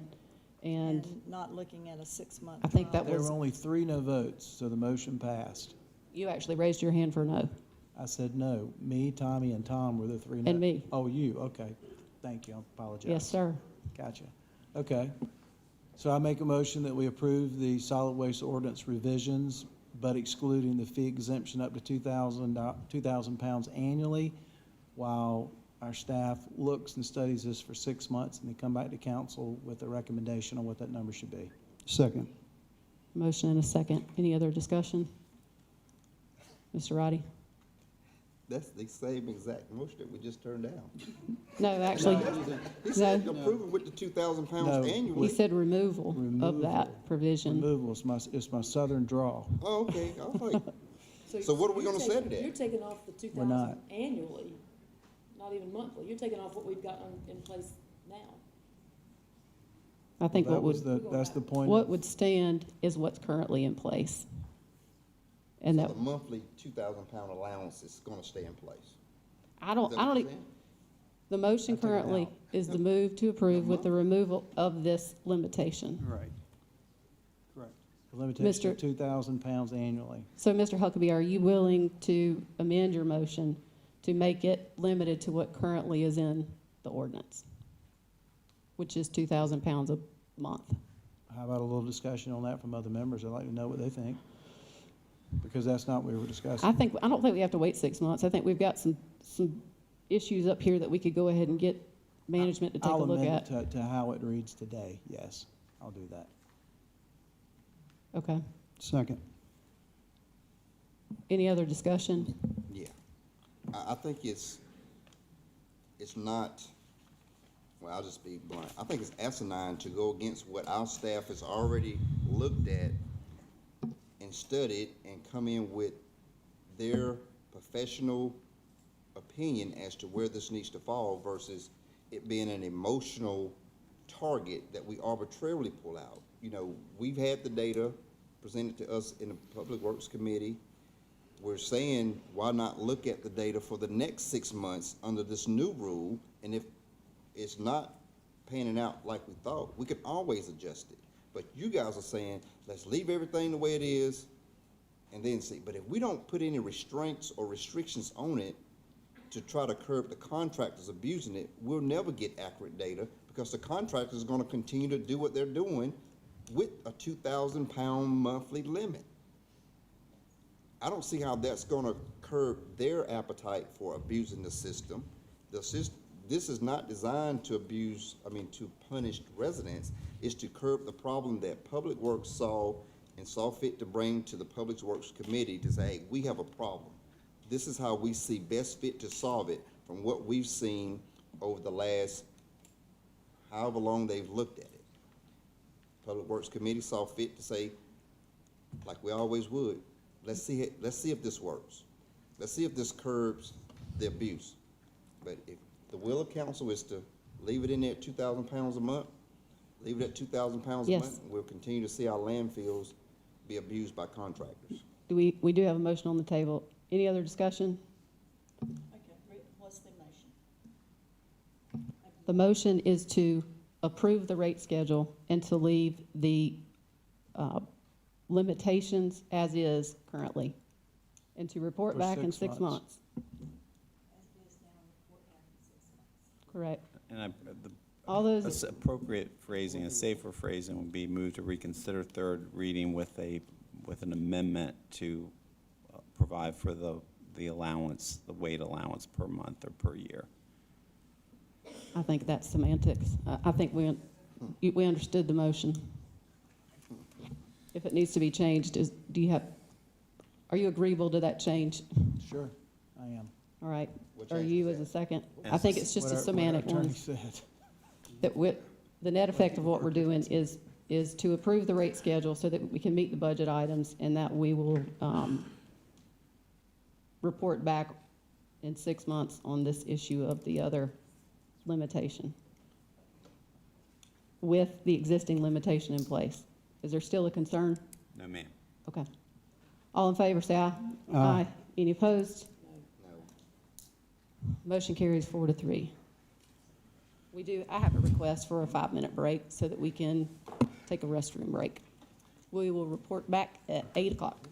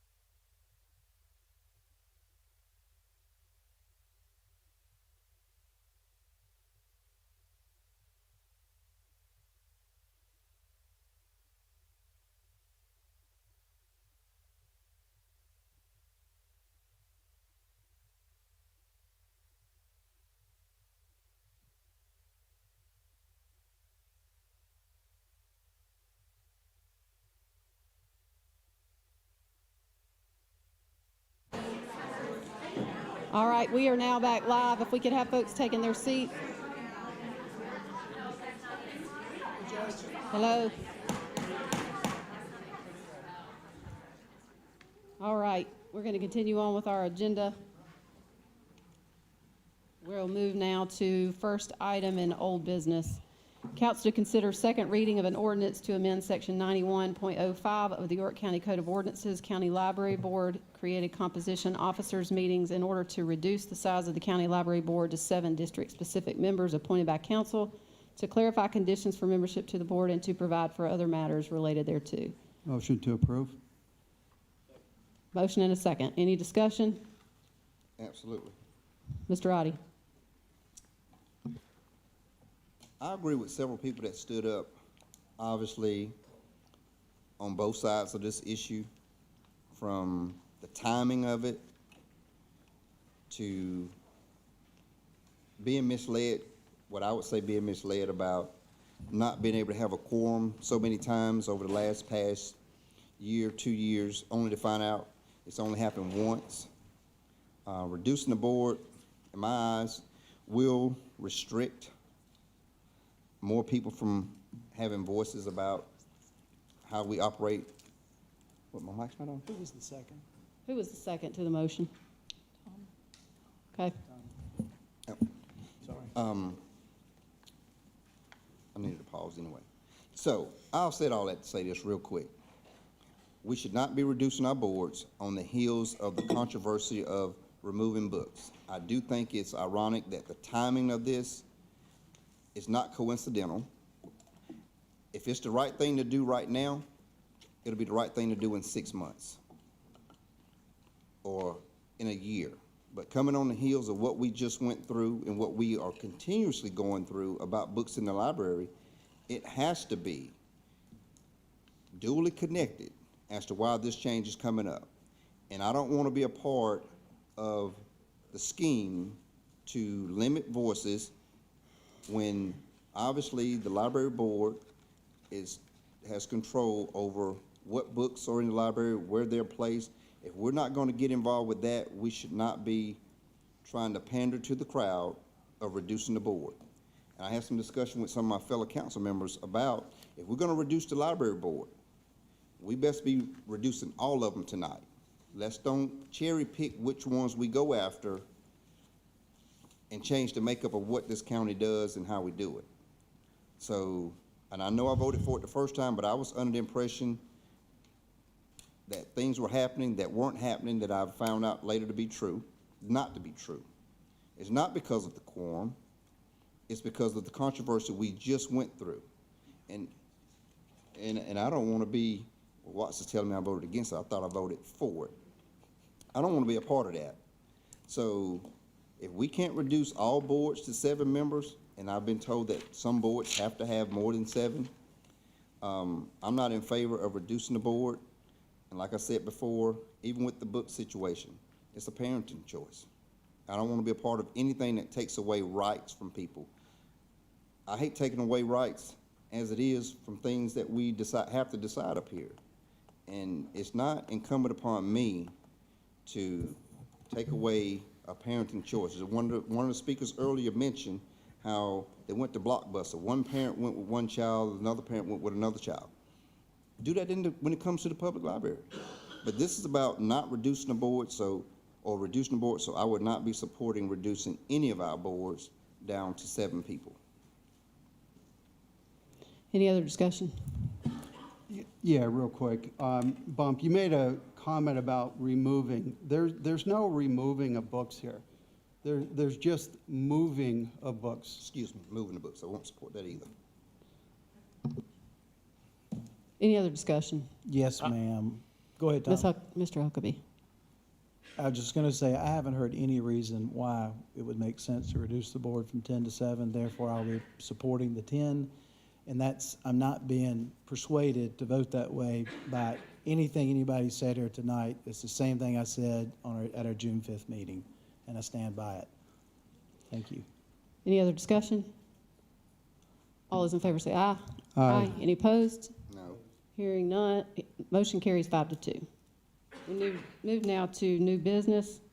Council to consider the Accommodations Tax Advisory Committee's recommendation for fiscal year 2024, funding the total amount of $123,750. I want to make a motion to make a little change, and then we can talk about that in discussion. But I would like to propose, I'm just going to read through this. So your motion is to approve with the following amendment? It's not even an amendment. As amended. Okay. I'm trying to make sure we got a good motions. Okay, so a motion to, I think it will be, a motion to allocate accommodations tax for the Cultural and Heritage Museums for $12,500. Rock Hill CVB would increase to $21,500. Old English District, $13,000. The Western York County NAACP would increase to $7,250. The Fort Mill History Museum Operations and Marketing would be $4,000. The Catawba Bend Preserve would be $20,000 for events. Bethel Lake Wiley Park District would be $20,000 for events. Ebenezer Park is a little lower than the next one only because they're closing for a period of time, but that would be $10,000, and Allison Creek would be $15,000. So the motion is presented as the amendment, and that totals up to the total amount? Yes, the total is $123,750. Do we have a second? Second. Motion and a second. Yep, we're in discussion. So I just think it's important that county money and that we got to bring something back into the county. And we've got so many great parks and things now. We want to get people on those parks, out to these parks, and support our parks. We have Allison Creek that's opening in the next 30 to 60 days. Ebenezer, we're getting ready to close for phase 2 of improvements. That park is packed. We've had great bands and events, food trucks and things out there. Catawba Bend, we want to invite everybody out to Catawba Bend, let them see what we've put our hospitality dollars toward. 1,900 acres on the Catawba River that is just incredible. Bethel Lake Wiley Park District in Lake Wiley, and there's a lot of events and things going on there where we try not to spend taxpayer dollars over and above what we've bought, what we've paid for those properties. So this would help with that. To increase the some of the things that we've done always. And do a little more for the Western York County NAACP. And we feel like the York County CVB, does a lot of great marketing, and they're better able to vet some of these countywide or municipality-oriented events and venues. So to increase their money to $21,500 from $5,000, $5,000 is not very much for that marketing. They already get $300,000 from the county. So this is kind of like a little cherry on top for them, but I just feel like they can better vet things like the Arts Council. We've got a music festival, a bicycle event, and the BMX. I understand the BMX has gotten some separate money from the state. So that was my reason for making that motion. So under the York County CVB allotment, $8,500 will be used to promote the Arts Council and their jazz festival or however. They would determine how to spend their money. Right. Yeah. So we would just encourage them To apply. Yes. to apply for that money, and then the CVB can spread that out probably more fairly across the board. And I think a lot of times people don't know that they can apply for this. We kind of did away with hospitality dollars. We bought 1,900 acres. We used that money for that. And there's still groups that would like to have some help. I just think the CVB is better able to vet those different. I mean, how do we pick and choose here? They know the reach of some of those other events better than we might, and they do a great job of that marketing.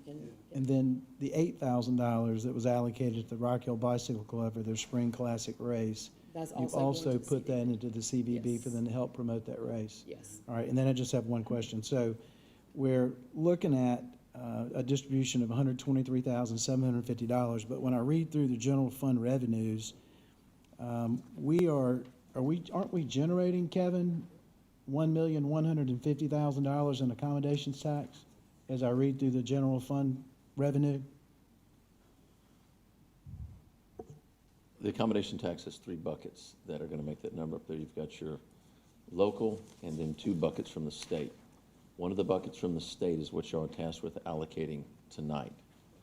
That's the $122,000 that has to be allocated, and that comes from the state accommodation tax. There's a process in place for this where it has to go through the committee, similar to the hospitality tax committee was. It goes through the accommodation tax committee. They make their recommendation, and it goes before all of council. Y'all historically have changed those numbers every year, but you can do that. The process just has to first go to that committee. And I did want to take this time to mention, I think right now, Ms. Love, adding up your numbers, Karen's short $500 for the total amount right now.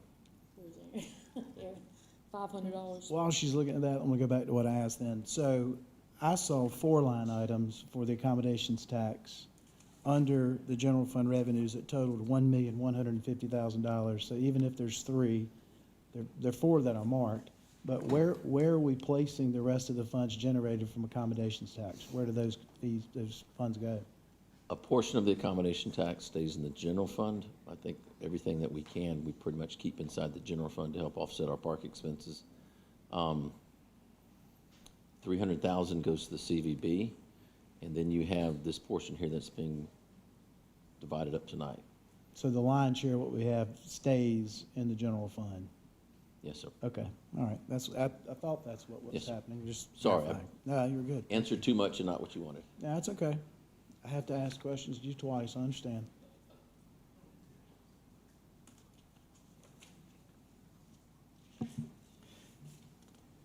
Should I continue discussion while they're tallying? Sure, Okay. Mr. Rowdy. All right, so the reason why I like this breakdown a little better is because these same events that won't be receiving any funding right here tonight can apply for those same funds or some monies through the CVB for advertising dollars to help with their events.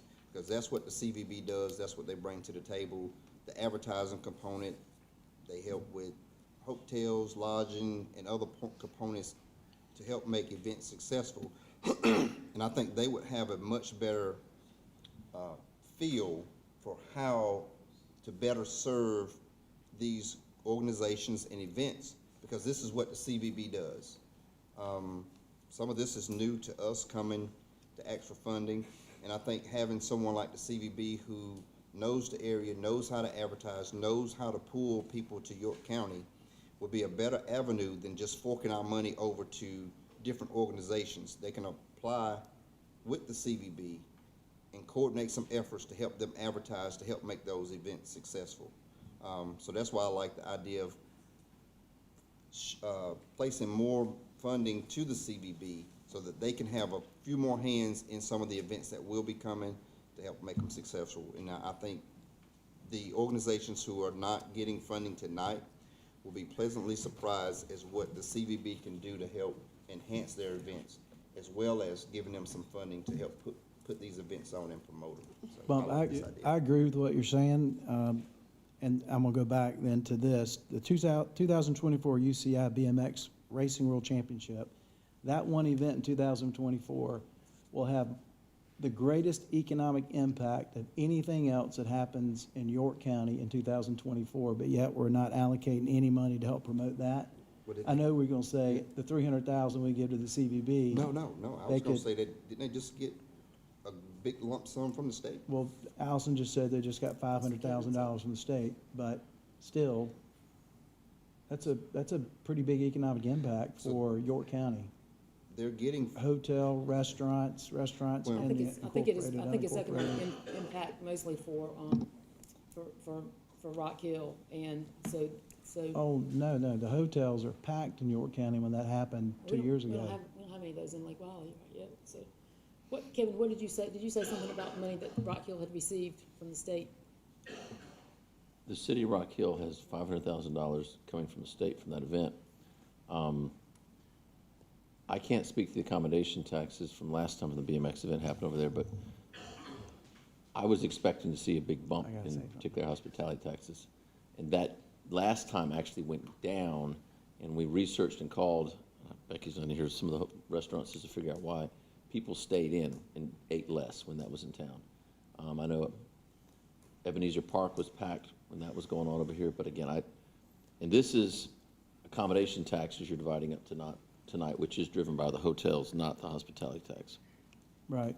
And the hotels will be impacted by the BMX World Championships. But I do want to comment, you just said that Lake Wiley doesn't have any hotels. Lake Wiley will likely never have any hotels until they have industrial and commercial. And I don't think you want industrial commercial, so you won't have hotels over there generate Right. No, accommodations tax. I was just saying that it doesn't, the BMX championships don't do much for, that is pretty much focused around that, Rock Hill area. I do need to make a change to my motion. The number for the, CVB would be 22,000 instead of 21,500. Say that one again. The CVB would be 22,000 instead of, 21,500. Now these, the 2024 UCI BMX in the city of Rock Hill can still ask for funding from the CVB. They're not disallowed from asking for any funding, but they asked for 200,000 from York County.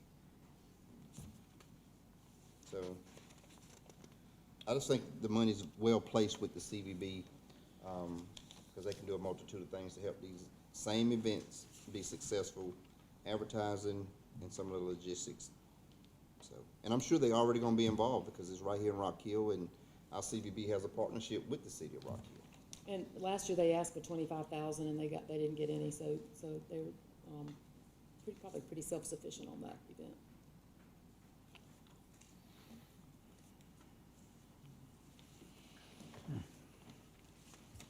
Do we have other discussion? I just wanted to understand, so that culture and heritage, are all of the requests, marketing requests? Yes, ma'am. It's all, the money is restricted to marketing use? The money is restricted to put heads in beds, basically, to bring in tourism related to, it's very similar to hospitality tax. The money should be spent in such a manner that would drive more visitors to York County in a nutshell. So then Bethel, Lake Wiley, and Allison Creek, there are no hotels in the area, there would be no heads in the beds. So why are we allocating money for Bethel, Lake Wiley, and Allison Creek? Same reason that CBV promotes Papa Doc's at Lake Wiley, because every part of the county has events and things that they would like, that they draw people to. So when they come there, they're coming there, they're supporting food trucks, and Allison Creek's got, if they're gonna have camping, so that's, if they're coming there for an event and they can camp, that's money coming into, same as Ebenezer there. I mean, Ebenezer's gonna be, their campground's gonna be closed for the rest of the year, beginning maybe September, so you could make that same argument, but people coming to Ebenezer are gonna go and do other things.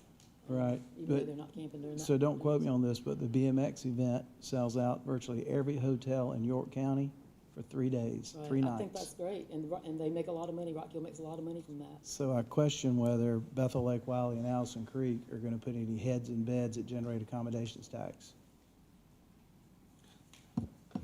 Question, doesn't Rock Hill have an accommodations tax that they collect themselves and keep for themselves? They do.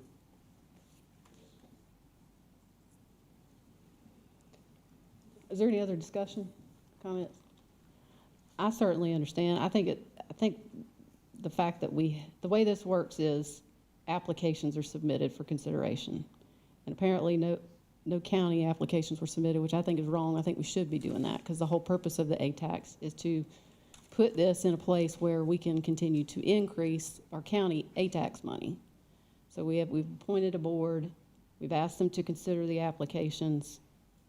The applications that were submitted are the ones that we see before us. I certainly agree with Ms. Love that should we be looking at doing these things for the parks, and would that increase the A-tax better in the unincorporated areas, since the municipalities also receive A-tax individually for their areas? I certainly get that. I think my only concern is that we've asked them to do this and we're making the change now. That said, I mean, I think the changes are, the only one I didn't understand was culture and heritage. That one was left for marketing. Do we use our own marketing group for that? or is that just to leave that, that's Brattonsville? Okay. Well, you bring up a good point. So Kevin said there's an application process. You said there's an application process, but we have 4 allocations that didn't come in with an application process. Right. Yeah, so that would be my question. Again, I know that, I think you just stated that is going to be the process moving forward, that these applications would occur. Was there, but I guess I got to understand, were those applications at all submitted, or we just did not submit in time? Or do we have any feedback on that? They were not submitted. These were all the applications that were submitted to the Accommodation Tax Committee for review. Okay. Including, you're saying, Kevin, including Catawba Bend, Bethel Lake Valley, Ebenezer Park, and Allison Creek? They were not So submitted. those were not Those are submitted. allocations that are county things that, the county did not apply for. That are worthy of accommodations tax. I think the county should be Applying. considered for Right. these. They should be I just- applying like everybody else for consideration. Right. When I was over the H-Tax Commission for York County, when we considered allocations for H-Tax, for hospitality tax, it was for the unincorporated restaurants in the area. And we tried to get very narrowly focused on supporting things that were gonna generate revenue for the unincorporated restaurants in the county. This is accommodations tax. We should be approving events that are gonna have an impact on heads and beds, like Kevin said. So, and I also think that we can't use discretion in our policies. I'm getting ready to talk about something in a minute about discretion. And I think that just adding 4 groups for an allocation from a council member, I don't mean that to you, I mean to me either. Anyone on this council to do that at their discretion, I don't think that's right. You know, we did that on all those hospitality things you voted on. We made changes. a lot of changes to We made those. changes to those too. Was there an application for all of those? I don't know. There was, no, not always. I don't think Well, there so. should be an application for everything that's part of the criteria, right? So,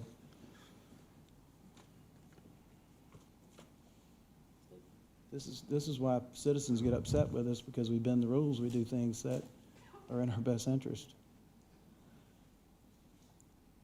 I just don't understand why, is there a reason why we have not applied historically?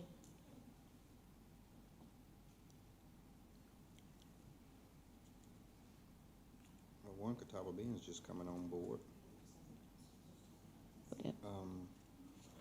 I like the No reason numbers. why I don't mean it like that. I just think we've got to address that. I like them too, it's issue. just the process that I'm questioning. Just so I'm clear, because I didn't write down the numbers, I saw this spreadsheet just a minute ago. The Rock Hill CVB, we're talking about increasing them to 22. And that's going, I understand the BMX issue, because I'm sure when they applied for the 200,000, they didn't realize that they were going to get the 500,000 from the state. I don't know. I would assume that would be the case. And I'm not advocating for Rock Hill, I'm just advocating for heads and beds, and that is the most significant event that will take place in York County in 2024. And it will impact virtually all of York County. I think sometimes you can make a bigger difference. I think sometimes you can make a bigger difference for smaller things.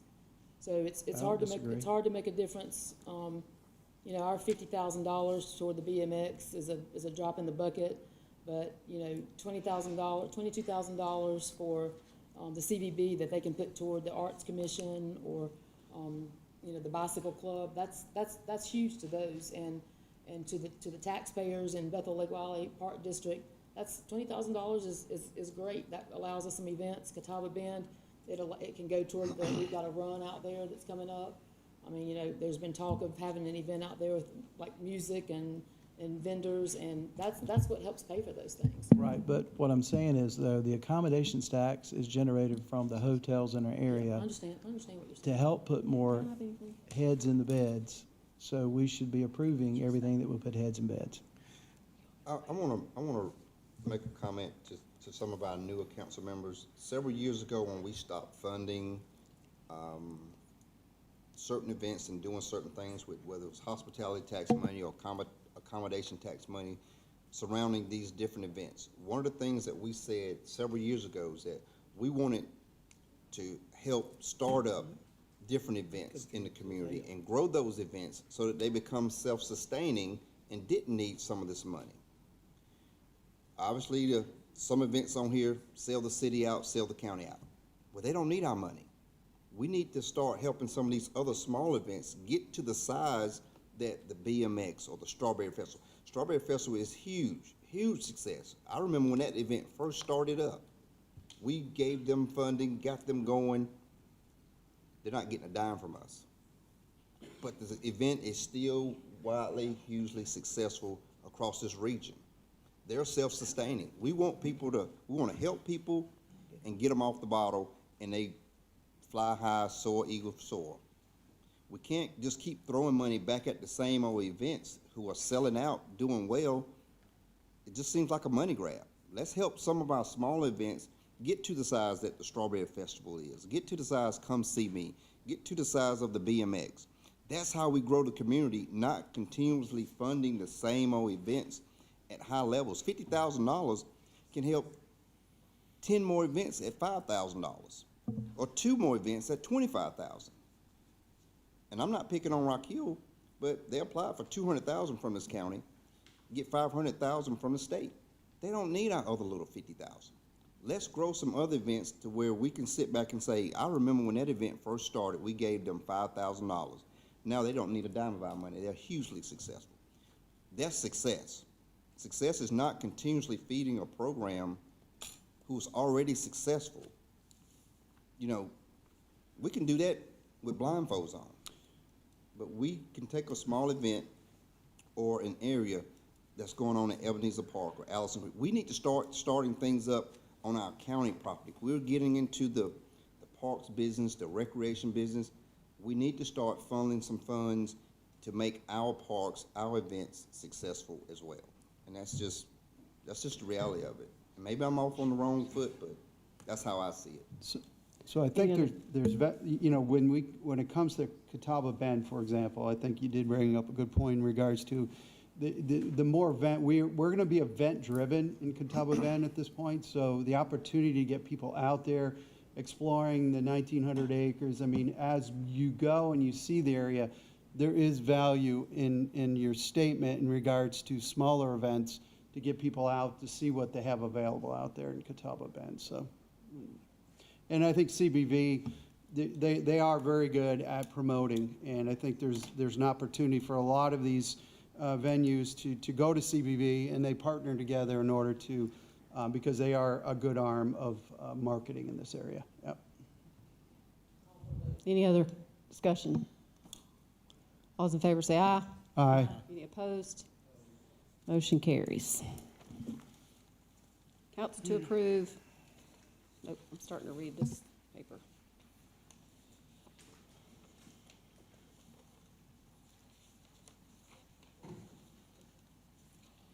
Council to approve the memorandum of understanding between the City of Rock Hill, South Carolina, and County of York, South Carolina, regarding the conduction of the 2023 municipal elections and amendment of the city ordinance regarding all municipal elections thereafter.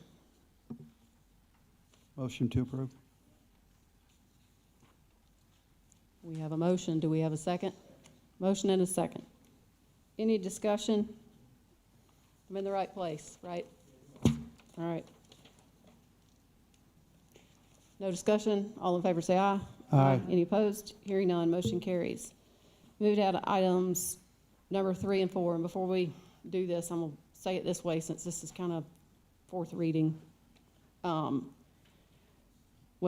Council to entertain a motion to reconsider third reading and adoption, including any amendments therewith, on June 5th, 2023, of its ordinance establishing the operating and capital budgets for the operation of the county government of York for the fiscal year commencing July 1st, 2023, providing for the levy of taxes for York County for the fiscal year commencing July 1st, 2023, providing for the expenditure of tax revenues and other county funds, and providing for other fiscal matters relating to county government. I so move to reconsider the third motion. So the motion is to reconsider third reading of the budget? Any discussion? All those in favor say aye. Aye. Any opposed? No. Motion carries. We move now to basically what is going to be like fourth reading of the budget. So when I'll read this out, and I guess what this sets us back, from my understanding, from trying to figure out how we address this puts us basically at third reading again under the amended budget. Council to consider third reading of an ordinance as amended on June 5th, 2023 to establish operating and capital budgets for the operation of the county government of York County for the fiscal year commencing July 1st, 2023, to provide for the levy of taxes for York County for the fiscal year commencing July 1st, 2023, to provide for the expenditure of tax revenues and other county funds, and provide for other fiscal matters relating to county government. So that we can keep this clean, I think we need to make a motion to approve third reading of the budget, and then any amendments be made similar to what we did, not similar, exactly like what we did at third reading at our last council meeting. Okay, I move to approve the third reading with the condition that the firefighter stipend approved on June 5th, 2023 be removed from the budget. So what my request was is that we move to approve the budget and then make the amendments like the rest.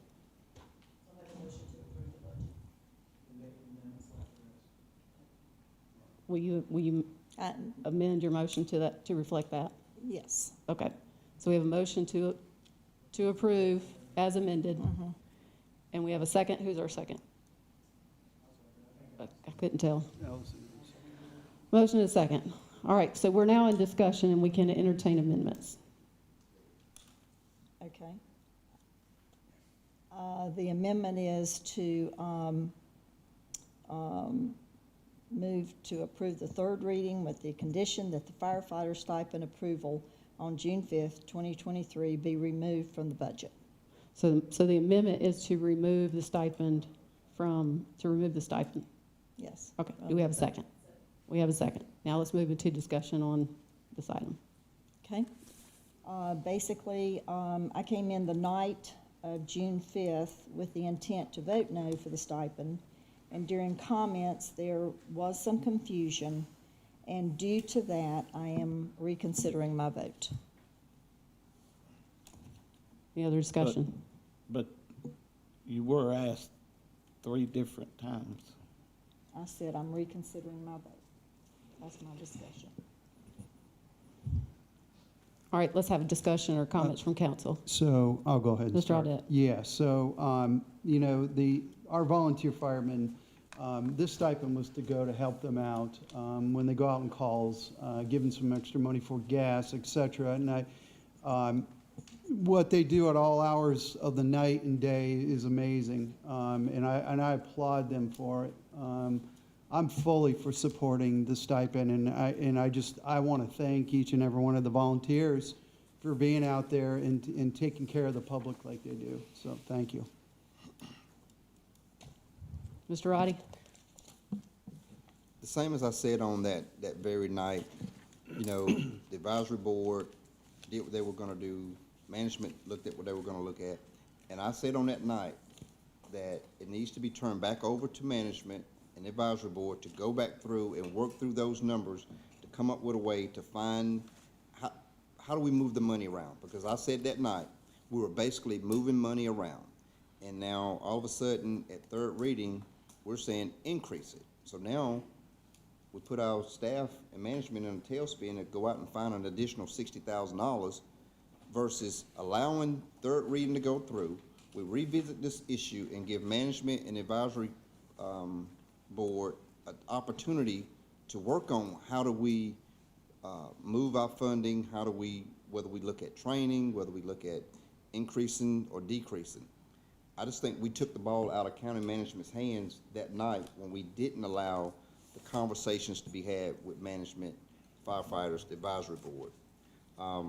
That's the route I wish it was gonna take from that night moving forward. And now that we have the opportunity, I'm still saying if county management and advisory board can get together and work on how these numbers should come in, where the money's gonna come from, then we can move forward with funding the fire our fire departments and our fire chiefs and their stations in a more equitable manner. Let's just don't throw out, say, hey, just give them $60,000 more. Management needed time to massage that, to come up with a way to pull those funds in or rearrange how that will be funded. So I'm saying to county management, go back and look at ways that we can accommodate this with the advisory board. Same as I said on June the 5th, saying it again tonight, get back with those guys, work on it, and bring us back something that fits what they want to do and what county management see fit for us to do. Mr. Huckabee? Yes, ma'am. So on June the 5th, I voted no for the stipend. And I voted no for the stipend, and I explain why. I voted no because before I joined council, the previous council hired Elliott Davis to perform an audit. When the audit was complete, it was released and shared with the council before we had joined.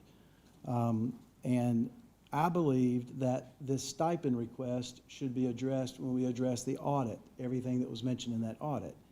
So I voted no. After that meeting, I was able to secure a meeting with members of staff to learn a little bit more about this, and I learned a lot about what I didn't know. So I found out that the audit will not address this stipend. So I was incorrect in voting against this on June the 5th. So here's what I've learned since then. We have 16, I'm not going to say this right, but we have 16 fire districts, I guess, or fire districts. Just nod if I'm saying it right. Yeah, okay, 16 fire districts, and we have 16 chiefs, and the 16 chiefs voted in favor of a $60,000 allocation for budget year 2024. I can't explain why that didn't make it to us, but they did vote unanimously, 2 votes per, so 32 votes yes. Then I find out that this stipend, which is not much money at all, embarrassing to say that, but this stipend has not been increased since 2001. So here's where I am tonight. I'm going to vote in favor of the stipend. Also, if we get to the point of making another motion, I would like to also add into the motion that we add a cost of living increase to mirror the county employees' cost of living increases starting in budget year 2025. So we're not going to worry about it in 24, but we start that in 25 so that we treat this piece, the stipend, the same as we treat the income for our staff members with the county. I would also make my motion to say that the $60,000 increase doesn't do anything to affect the equipment budget. So we're not taking money from equipment. And then I would suggest, as Bump mentioned, that the $60,000 increase be paid from the General Reserve Fund for 2024. So the motion on the table is to remove the stipend, and is there any other discussion on that? There's a lot more discussion on this. So Kevin, was anything in that inaccurate, or was that?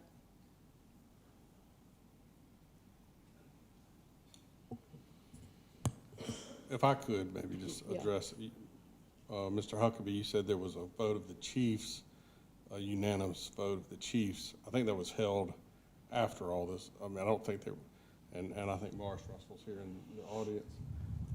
I don't believe there was a vote taken prior to us drafting the budget for that. In fact, I don't know how the chiefs fall on this. I know the Fire Advisory Committee never had an opportunity to review this request, and that is kind of what I alluded to at our last meeting. Part of the motion, as I understand it, you would suggest council initiate some cost of living increase started in 2025, but I would ask Mr. Kendry that I don't think this council can instruct a council of 2025 on how to handle a budget item.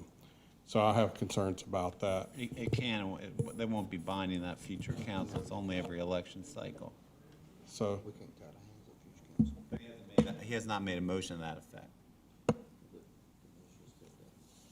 okay, Yeah.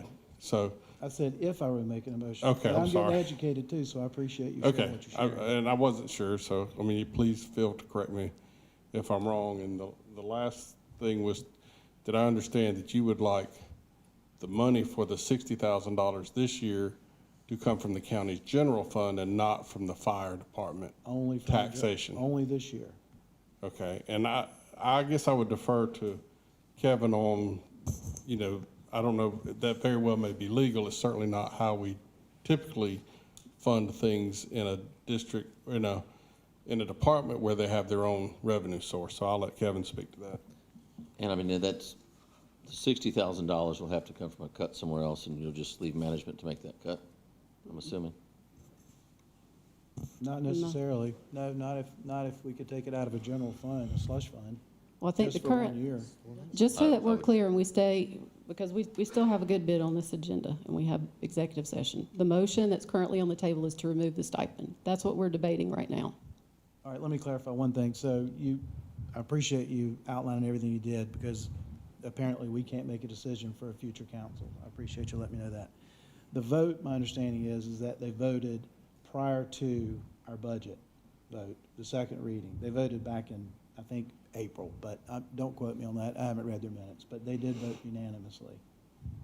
And I can't tell you why the board with 4 chiefs, it didn't come up. I didn't get a good explanation on that. But unanimously, 16 times 2 votes, 32 votes were cast in favor of the $60,000 allocation. So it probably should have made it to us earlier, but it didn't, and I can't explain why. I want to speak. Just We're to going say to go that, down the line and let would- every other council member have some comment. I don't think so. Have you already spoken once? I didn't think I you haven't had. spoken. Right, no, I'm going down the line. Where'd you start? I think they've both spoken. Debbie made a comment because she made the motion, then Bump, now Watts, so it's you. That's what I was thinking. That's what I thought. Okay. I'm going to speak directly to the fire departments in this room. You're on a very slippery slope with York County.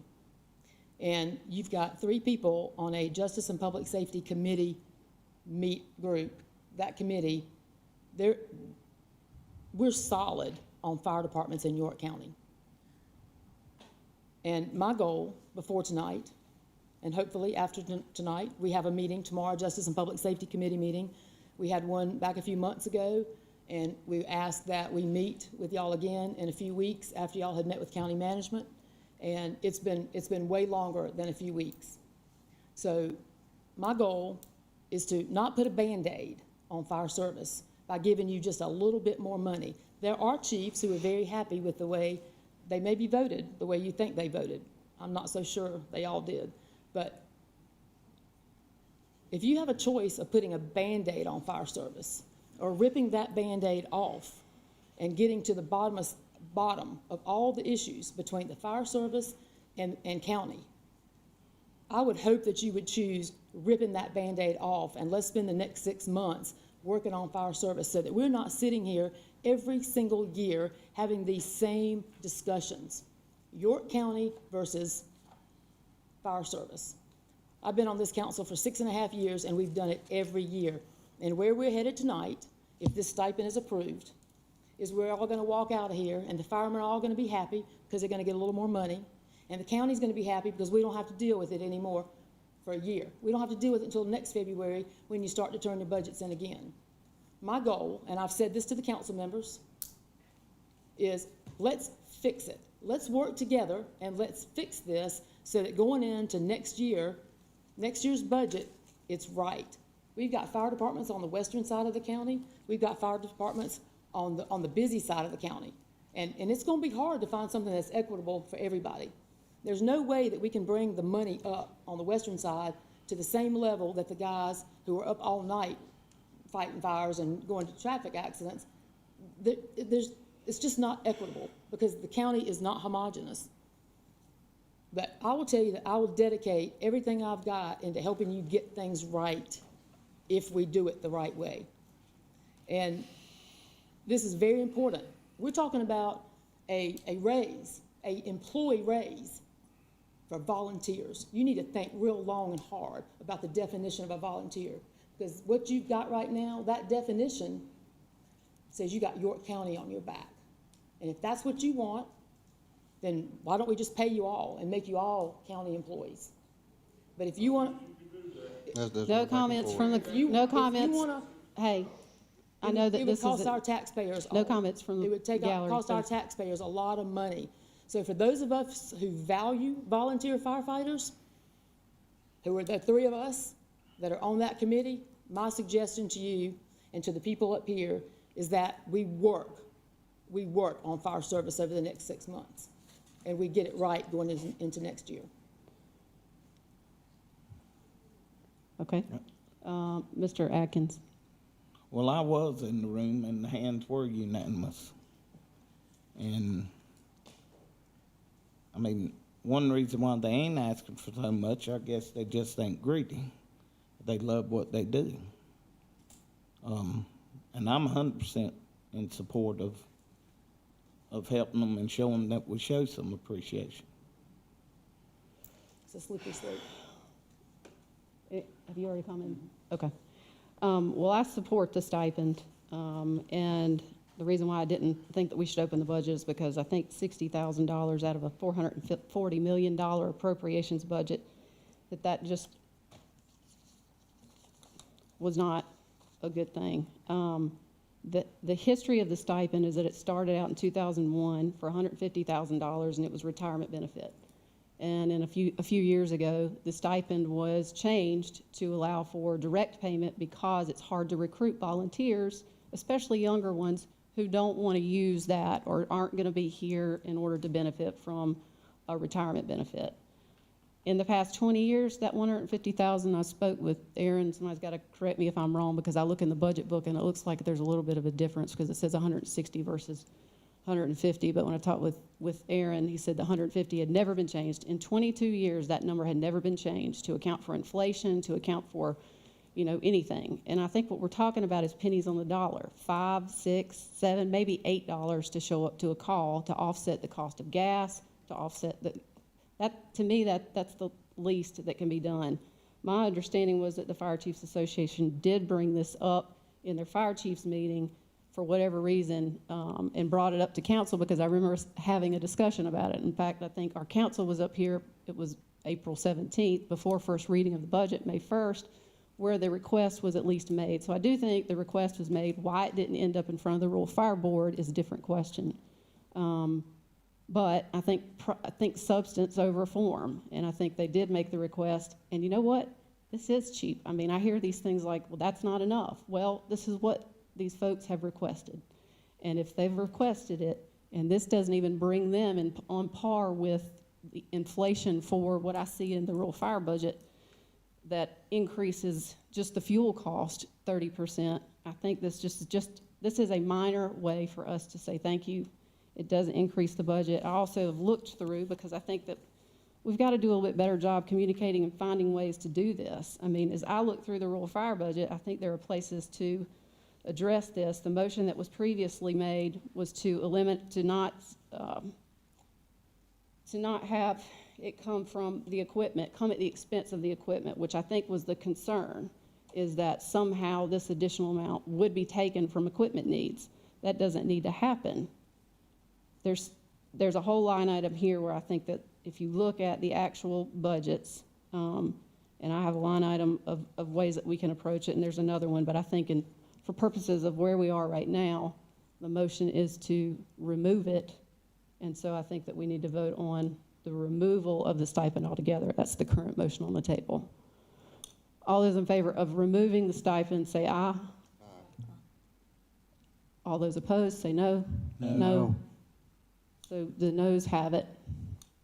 Do we have a new motion? I'd like to make a motion that we, as I clarified previously on the 6-5 of 23 on the stipend for the volunteer fire personnel, to make the motion for the increase of the stipend, $50,000 plus $10,000 for the taxes paid, and these funds should not come from equipment money, allotments, personnel, or any line that may change our ISO rating, example, fire hose testing, and must remain, which I think they require to be tested once a year, and that needs to stay intact. Second. I have a motion and a second. Is there any discussion? Mr. Rowdy? Yes. I think I made myself clear tonight. This came up, and I questioned why did we get to third reading to all of a sudden have that discussion in open session? Why wasn't this worked out prior to third reading? I've always been the one for the process, and this went outside of the process, was why I was not totally for it. We're changing the budget at the third reading on something that we haven't had a full council discussion on, and then to hear county management weigh in on their position. I didn't think it was proper to do it at third reading when we didn't have to do it at third reading, when management and the advisory board could have worked through it after June 5th. But since it's the will of the council, I'll go along with that, but we got to remember, there's a process. There's decorum in this chamber, and when we start deviating from it, we send a message that anything goes in this chamber, and I'm not one for that. We got to make sure that we're sticking to the process. And if the process means work through the budget committee, if the process means go through the advisory committee or the Rule 5 board, we got to start doing that to bring things. And if it was an oversight on management during the process, we need to correct that. But we got to respect the process in this chamber. We just can't pull the rules out the air every single council member night, every single council night. So let's remember that while we're sitting up here. There's decorum. There's a process that we must follow. Any other discussion? So the money is gonna come from, not from their equipment? Correct. Is that what I'm hearing? That's the motion and the clarification for the amendment. Is that good with county? Well, as I understood the motion, it included a lot more than equipment. And as as Tommy was running through those, my first thought was, where are we going to get it? So I don't know the answer to that until I look at the budget, because there's quite a few things you limited it to there. So again, that's a fund, that's a freestanding fund. So if you're going to increase one line item, we have to decrease another line item. So I'll just have to, and if the motion passes as is, then yeah, we will just make a cut to something, but you have limited us greatly in our options, so it's probably going to be pretty easy to determine what that'll be. It'll be whatever's left. Out of the general budget or from the fire service? As it stands right now, it'll be out of the fire service budget. I think, well, here's what I'll ask, because I've looked through, and here are some things that I've noted, and I don't know if this will work, but if we need to nail down what the numbers are, because here's the concern that I have, is that if we don't address it here today, then I'm worried it'll come back up, or that, you know, the comment that was made, that I understand was made at where are we going to identify where the funding should come from, was the fire hose testing was exactly the one thing that I think folks were afraid of happening, and that's the worst place to take that from. So I don't know how to address this other than to identify some things and I know ask some questions about the budget from where it can come from. So under the Rural Fire Board, if we could reduce fund, we're all talking about 1211,422.40, talking from 653. If we reduce that from 15,000 to 12,500, that amount gives us 2,500. It's still above the historical actual expenditures. Under 120, again, that's 1211,422.40. We can reduce it to 11,000 for temporary help. That fund hasn't been used in 2 years, and we have some permanent and part-time positions that haven't been filled. We could reduce line item 658, reduce from 3,000 to 2,000.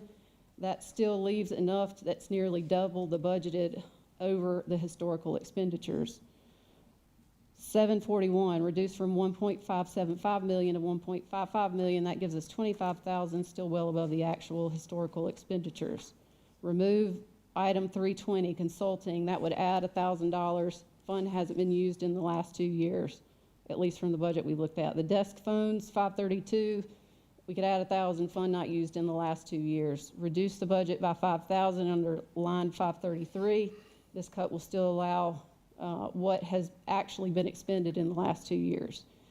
Advertising reduced to 500. This gives you 500, still leaves more than expended in the last 2 years. Reduced 591, reduced to 500. Postage 500, still leaves the budget, leaves in the budget the amount to cover the actual expenses. We could, number 593, reduce to 2,500. These are subscriptions.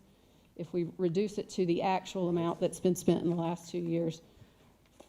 Fund 613, line 613, reduced to 0. That's 20,000, not a critical equipment. It was identified for filing cabinets and chairs.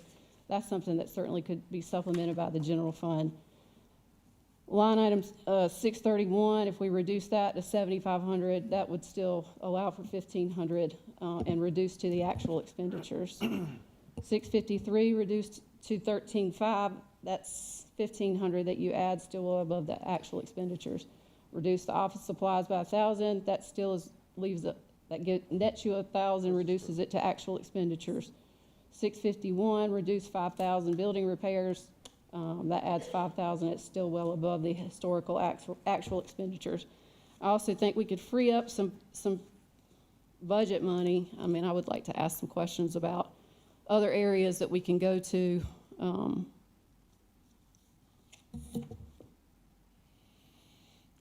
That could free up some money for the general fund, specifically looking at the critical positions piece. This is from a different fund, but if we reduced 1,100, 41, 320, 150 by 60,000, that would free up general fund money that could then be used to allow some of these one-time general fund expenditures. It doesn't look like that fund's been used in the last 2 years, and I think what it's used for is to help address salary adjustments, but we've just completed a class and comp study that has gotten us well to that, and we've incorporated a 3.5% increase across the board for the all employees. If I can just interject something. The discussion around the rural fire board budget, I think all y'all know that's not a budget I worked on, did anything with, but I'm gonna caution y'all to create liabilities, future liabilities for the general fund. We have a AAA credit rating because this council has historically been very financially responsible. And I'm gonna strongly recommend y'all do not take money from the general fund to support a standalone fund. Bad fiscal practice. You can't start creating liabilities and kicking the can down the curb. We'll pay for it in the future. Stay within the rural fire board budget. If y'all, again, I didn't do that budget. I think Ms. Cox named off a bunch of things she would cut in there. I'm sure there are reasons they put those costs in there. If you want to take that budget up 1/10 of a mil to pay for this, that would do this as well and allow all of this stuff to stay in there. Please, I implore you as a council to keep this discussion outside of the general fund. Our general fund is what drives our credit rating. And we, again, historically, York County Council has been very fiscally responsible to the general fund. We don't take expenses out of there to support quote-unquote one-time things. That becomes a liability, and we'll catch up with you. I just implore y'all to keep the discussion to the rural fire board budget and that fund alone. It has its own millage that supports it, and it does have 1/10 of a mil that's available to be used if you feel those costs are worth it. And I guess if I could add to that, and I don't have my fire budget in front of me, but certainly if we need to cut $60,000, we can do so. I just don't know what those cuts would be at this time.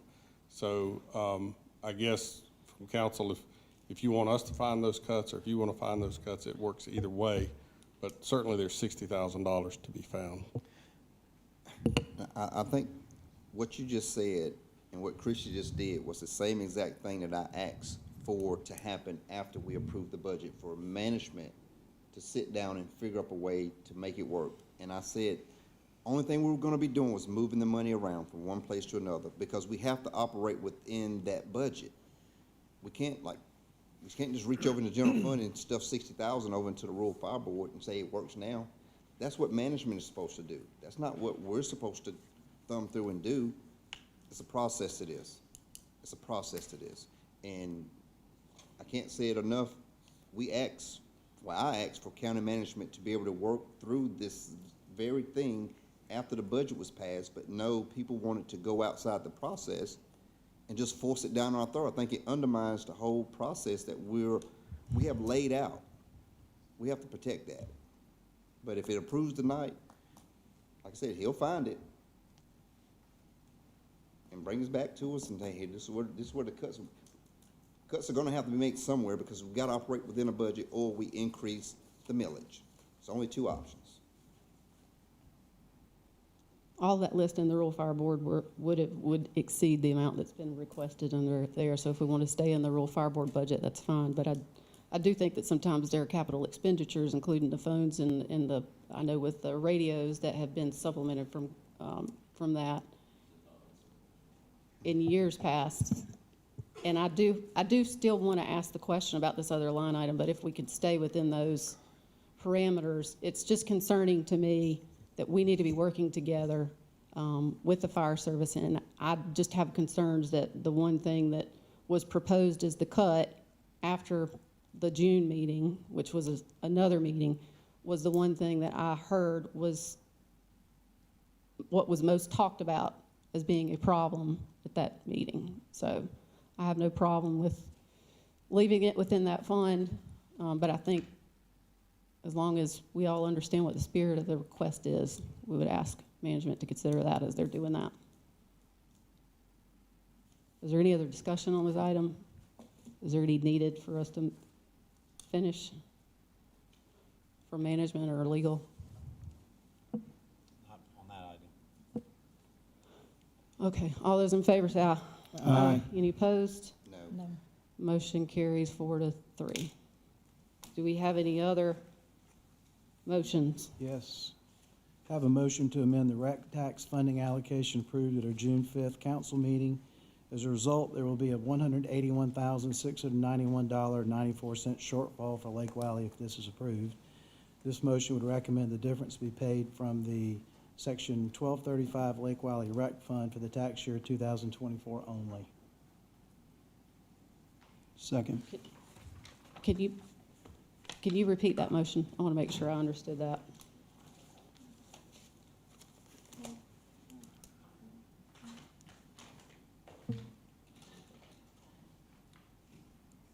If you would sit and listen just for a second. Okay, all right.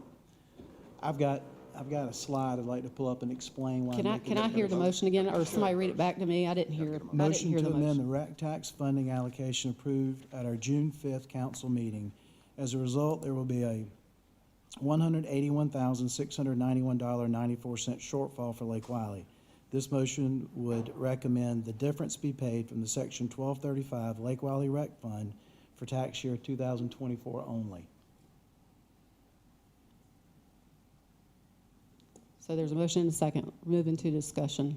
I have a slide I'd like to show right quick, if you don't mind, to explain why I'm making this motion. And I want to show this slide because this is what I explained verbally, and I don't know if I explained it well enough. So this was the only way I knew to bring this back. So at our last meeting, we had $1,590,501 to allocate to our 9 municipalities in Lake Wiley, which is not a municipality. So in 2022, there are 152,560 head counts in the unincorporated area of York County. So if we go over here, 16.4% of 152 yields you what these numbers should be here, not here. 25.39% of 152,560 gives you these numbers here of the 1.5 million, and 29.38 of 152,560 gives you 467. And if you just run the percentages for each, it equals all these numbers over here. The point me wanting to show this is that the REC committee came up with a recommendation to council based on accurate percentages. Now I realize that these percentages and the dollar amounts didn't equal what county staff suggested that we approve. But what I think is important is there is a method to come up with the numbers. There is a method that you use to come up with the numbers, and it's the unincorporated head count. Now, I have nothing against Lake Wiley. I have nothing against Clover. I have nothing against any district. But when we start using discretion to come up with numbers, I think we have an issue. I have an issue with it, right? That's just, well, I'm just going to say I have an issue with it. I'm not going to comment any further. Now, the day of our meeting, we actually received, on June 2023, we received the updated census numbers, and the updated census numbers actually came in, and if we use those numbers, which I'm not suggesting because that came in afterwards, the head count went from 152 to 140. The percentages changed, therefore the numbers changed, and the allocations would have changed. They actually would have gone down further. My motion is to go back and accept, and I'm only doing this because we opened the budget back up, and since we opened the budget back up, I felt like, for my own conscience, I needed to explain this. I would like to suggest that we approve the rec tax recommendation. Now, what problem does that cause? That causes a problem here between $383,606, $201,914. That does cause a problem. That causes a problem of $181,691.94 for Lake Wiley. But do we just arbitrarily come up with numbers that don't fit a formula, or do we follow a formula? Now, this is just my suggestion this year that we follow the formula. What we do next year will be that council's decision to do what they want to do with that formula. Thank you. So, following a formula as we move forward with this, as we went into from last year to this year, the idea was that we as council would formulate a program in order that we can follow each year based on a formula. And looking at, what you've got here, and you're looking at the actual census numbers, we actually can have that formula. And I think, Watts, you presented that formula very well. I think what we've got here is something we can follow on a year-to-year basis as we look at our increase in our area based on the unincorporated areas. I think it's important that we understand that as we grow, you look at Rock Hill, the growth. If you look at the last numbers that came in, you got 33.39% of the unincorporated area population in Rock Hill on the last column. Okay, you've got almost 32% in the Fort Mill TGK area. You've got 18.2%, 18.24% in Lake Wiley Clover, and 16.75. Again, I think what the Rec Fund Committee did is they did soften that. They did soften it some. So based on their numbers, it's actually balanced even more against the actual numbers itself. So I think what the Rec Fund recommendation is a very good formula for us to follow based on the census numbers and the number of people in our area. Oh, go ahead. You're fine. I just want to say, Bob made a comment a minute ago, and I want to kind of reiterate what he was saying. I haven't called any of you before this meeting tonight.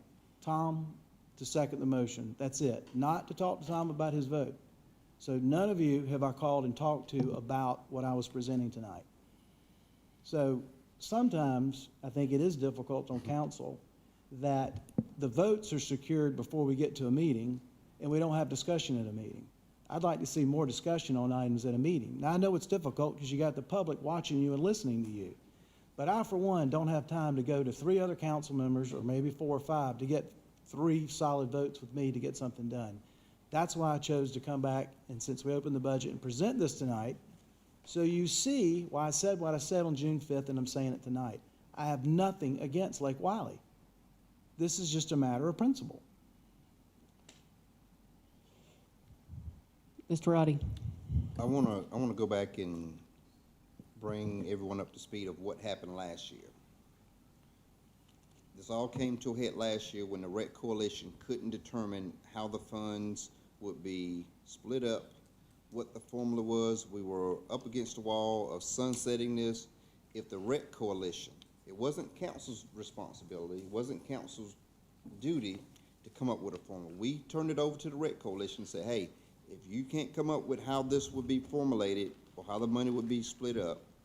We wanted a formula. And we told them, if you didn't come up with a formula, we were gonna sunset it. All of a sudden, we get down to the wire. They agreed as to how they would split the money, but didn't give us a formula. And they were supposed to come up with a formula this year as to how this money would be split up. We still didn't do it. They still came back and said, we want this amount, give Clover this amount, give Rock Hill this amount, give York this amount. Still no formula.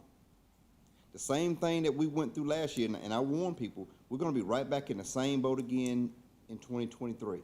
And here we are, still no formula from the Rec Coalition for them to agree. The Rec Coalition is everybody from across the county deciding how we're gonna do this. And then once we had that formula, you just plug that dollar amount in and it spits out exactly what Watts just did. That is the formula. But they didn't present this to us as, hey, this is what we're gonna do. Now, this may be the formula that we need to go by. This is what they present. Well, let me finish. This may be the formula that we go by from this day forward. But I don't see how we create a formula today that gives a certain area a huge haircut of $188,000. And and not to pick on Tom, but if you look at Fort Mill TKK's number, of course he likes this. Fort Mill's going from 188 to 251. That's about $60,000, $70,000. Of course, Rock Hill would like this. They're going from 457. They're getting an additional 10 grand. Some other areas, the money spreads out and basically takes it all away from the Lake Wiley. And I said when Lake Wiley came on board with some of the things that they're doing over there, we need to start balancing things out a little more. And Allison makes a great case of, hey, we're paying in a heck of a lot more than we're getting out. If the plan was to at least hold steady until these percentages balance out with more money going elsewhere. But I just can't see how we can support something that's gonna create $181,000, $691 shortfall to an area. That'll sink a ship. How do they recover to move forward with what they're doing in that area? I'm a Rock Hill guy. I'm sure Rock Hill can live without an additional $10,000. But can Lake Wiley live without $181,000 going forward? I don't think we should cripple Lake Wiley area to that magnitude. If something was a little more equitable, at least staying where they were last year. But I can't see how we could do that to any area. Rock Hill gave up $30-something thousand last year to make it work. York gave up some money to make it work. But I can't see how anybody on this council can ask Lake Wiley to give up $181,000 right here at the budget season going into the fall. I don't see how we do that. I don't think it's fair to them. This should have been done by the Rec Coalition. They should have came back and gave us a formula. And like I said, they never come back to us and said, hey, this is how we're gonna do it. We went down to the wire still trying to figure out how we was gonna split this money, what the formula was. I would love to give Rock Hill $500,000. It wouldn't be fair to Rock Hill to get $500,000 and take from York and Fort Mill. So I don't see supporting that. That's too big of a cut for one area. So I won't be supporting that one.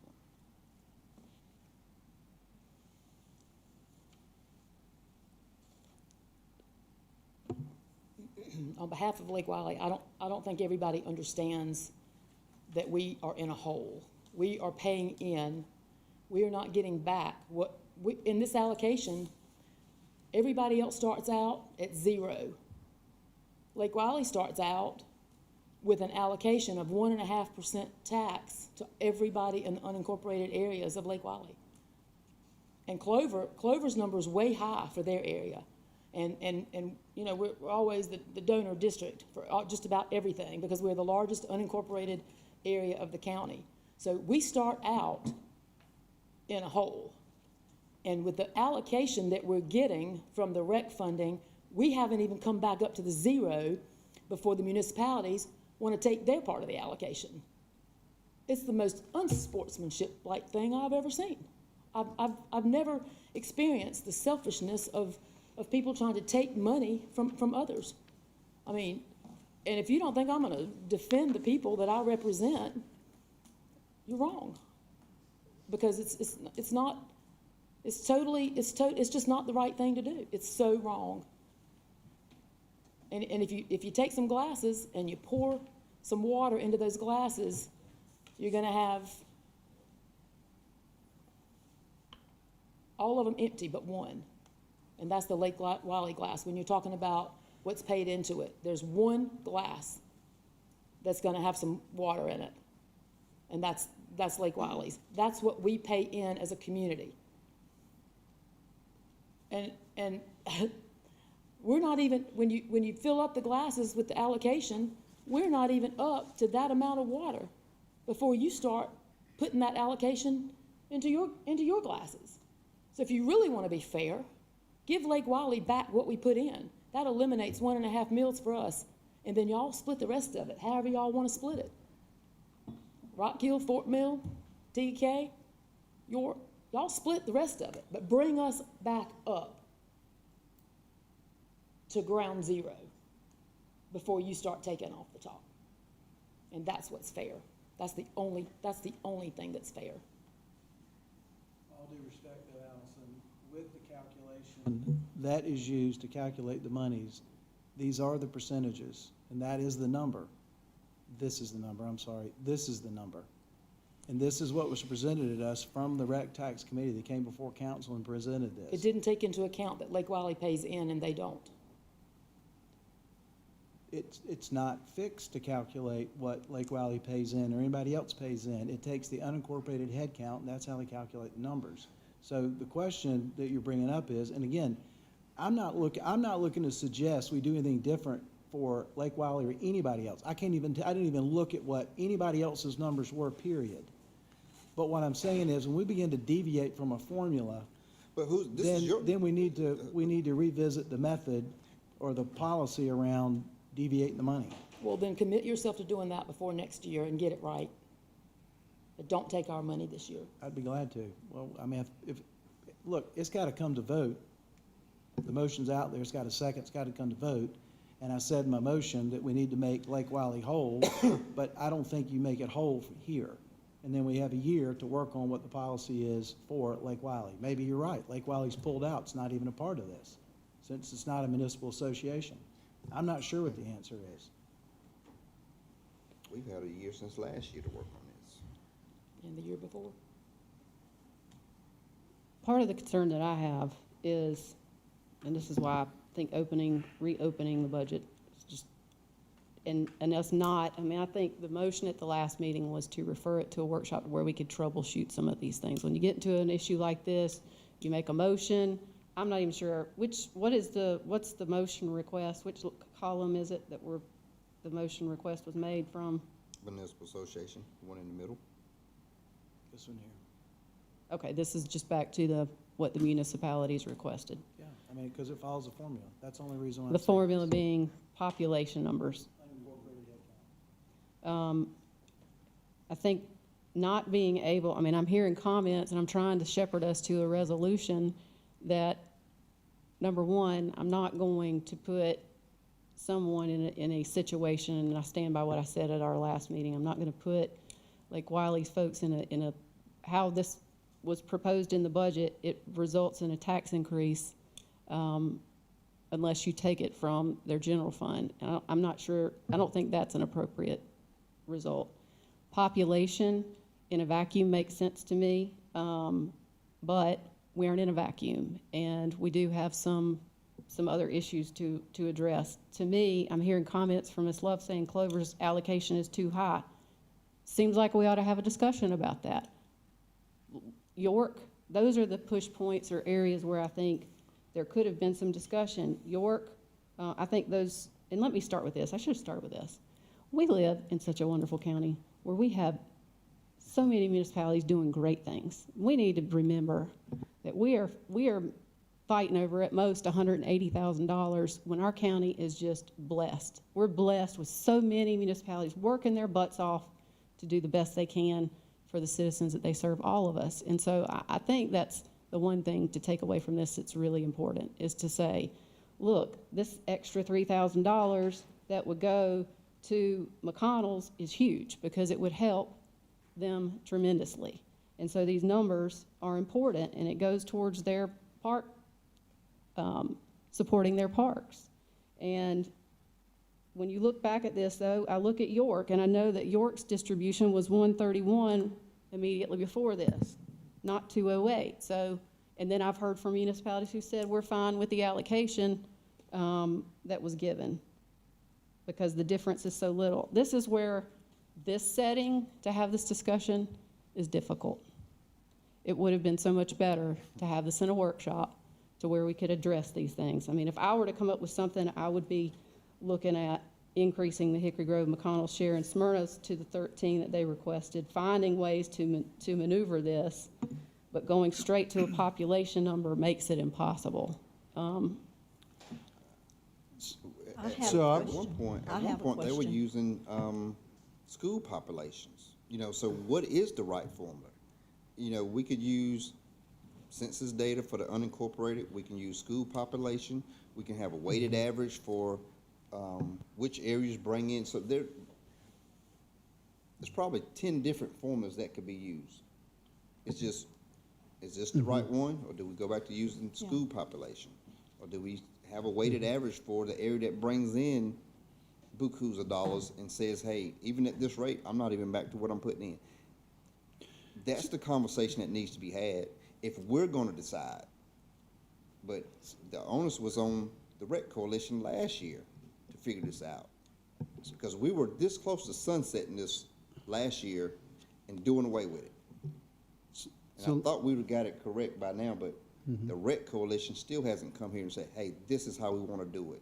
Council bless it. We haven't gotten that far. So based on the Rec Coalition, though, last year bump, I mean, the requirement was it was 100% agreement. They had a vote of 7-1, I think, several times, and I can't remember the exact number. Yep. So there was a lot of back and forth and negotiation on the numbers. There was a lot there. So they put their effort into it. But whenever you have a negotiation, you say 100% have to agree, you know, that is problematic, and that's very challenging. So they worked hard to try to come up with something that would work based on formula.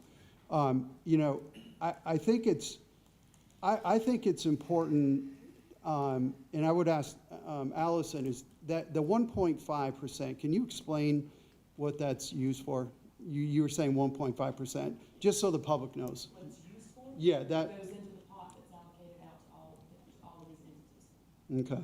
It's collected countywide, and it goes into it's the collection that goes into this allocation. It goes into this allocation, the 1.5. The whole thing, the whole bucket. 1.5 mils, right, exactly, 1.5 mils, okay. I just, again, I want to have this open discussion that everybody understands from the discussion standpoint. I think at this point, you know, in the third reading, I had made a motion that we bring this to a workshop to discuss it. I think that there is value in coming up with something that's going to be work, you know, because I don't think at this point there is the support to make this change. I think there could be the support to bring this to a workshop and have further discussions about this to come up with something that I think we could possibly come out of there with that would benefit everybody across the board. That would be my recommendation back to you, Watts, if you do want to modify your motion. Well, I have a comment about the numbers. Okay, first of all, what is the deal with, it says your first column, unincorporated, and maybe you can answer this, Watts, since you've looked at this in depth. Unincorporated population as of May 2022 email. What does that mean? So, I believe the numbers came from the convention and the COG.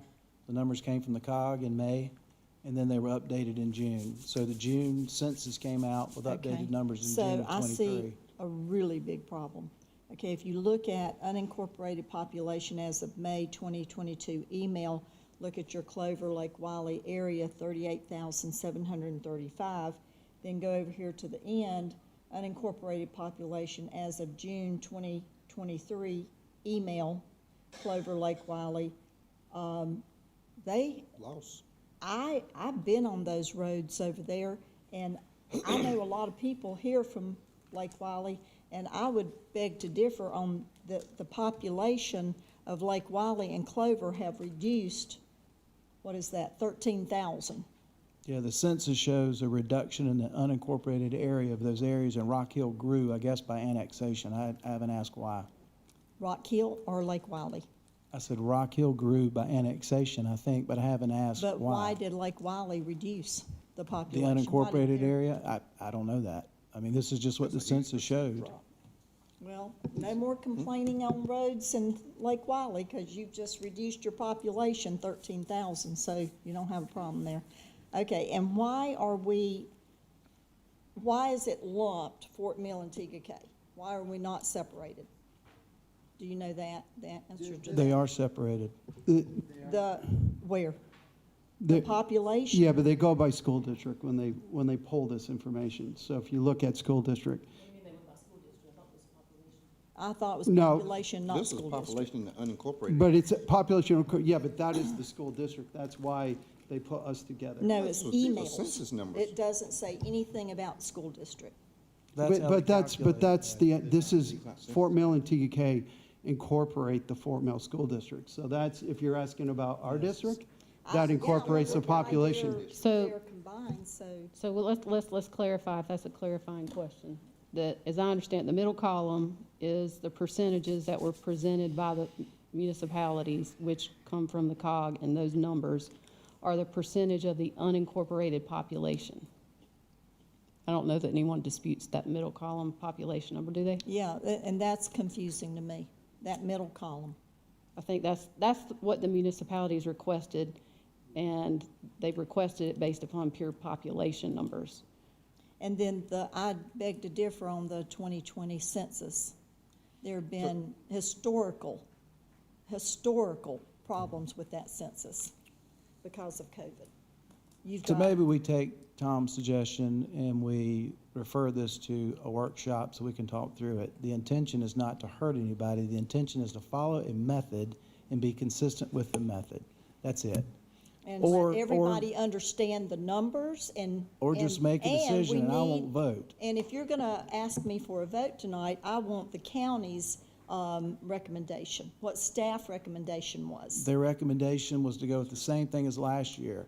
But last year, the city of Rock Hill gave up $18,000 at the 11th and a half hour. It wasn't the same thing as last year. Yes, it is. It's the exact same thing. Here's what, We I'll had just an tell you, increase. and this is how we started the budget, was from a recommendation from management. So management makes a recommendation, council considers it, and we decide, just like everything else in the budget.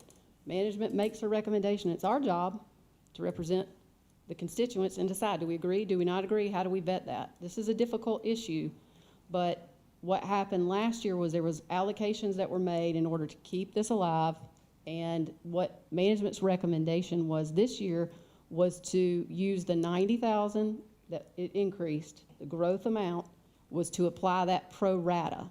Now, I think maybe that we should, in future, consider growth. What is your population? That growth number, consider population in the growth number rather than a pro rata. Then I also think if you look back historically, York's highest amount that it's received is $131,000. City of Rock Hill cut theirs tremendously. When you do that, you're cutting them and preventing them from being able to do what they plan on, because budgets do it. I mean, counties and other municipalities do their budgeting early on.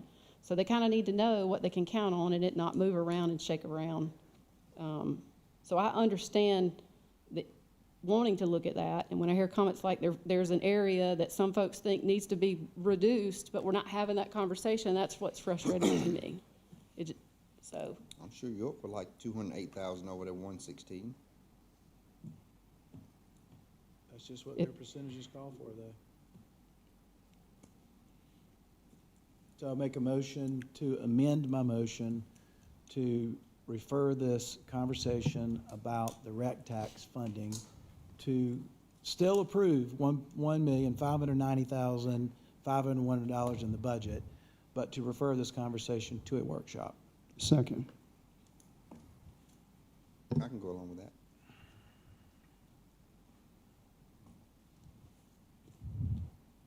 Do we have any, Sir, we're referring. he's withdrawn the old motion, and the new motion is, He's approving the dollar amount, but we're gonna refer to the committee to work on the percentages in the form of. No, I we're gonna go understood. to He has workshop, an so the entire amendment. council can talk about I it. understood the reason Yeah, why. workshop. We have a motion, and who's made the second? He has an amendment to his main motion, which is the chart. And now he's referring, his amendment will refer the chart issue. I withdraw my committee. motion. So thank and you. I didn't made a hear you new say you motion withdraw. to- Very good. Yes. Everything I said, I withdraw the motion, because you said you withdraw the motion. I said, yes, I should have said I'm withdrawing the motion, apologize. Thank you. And then everything I said after that is in my motion. Yeah, and I seconded it. Thank you. So we have a new motion. Any discussion on that?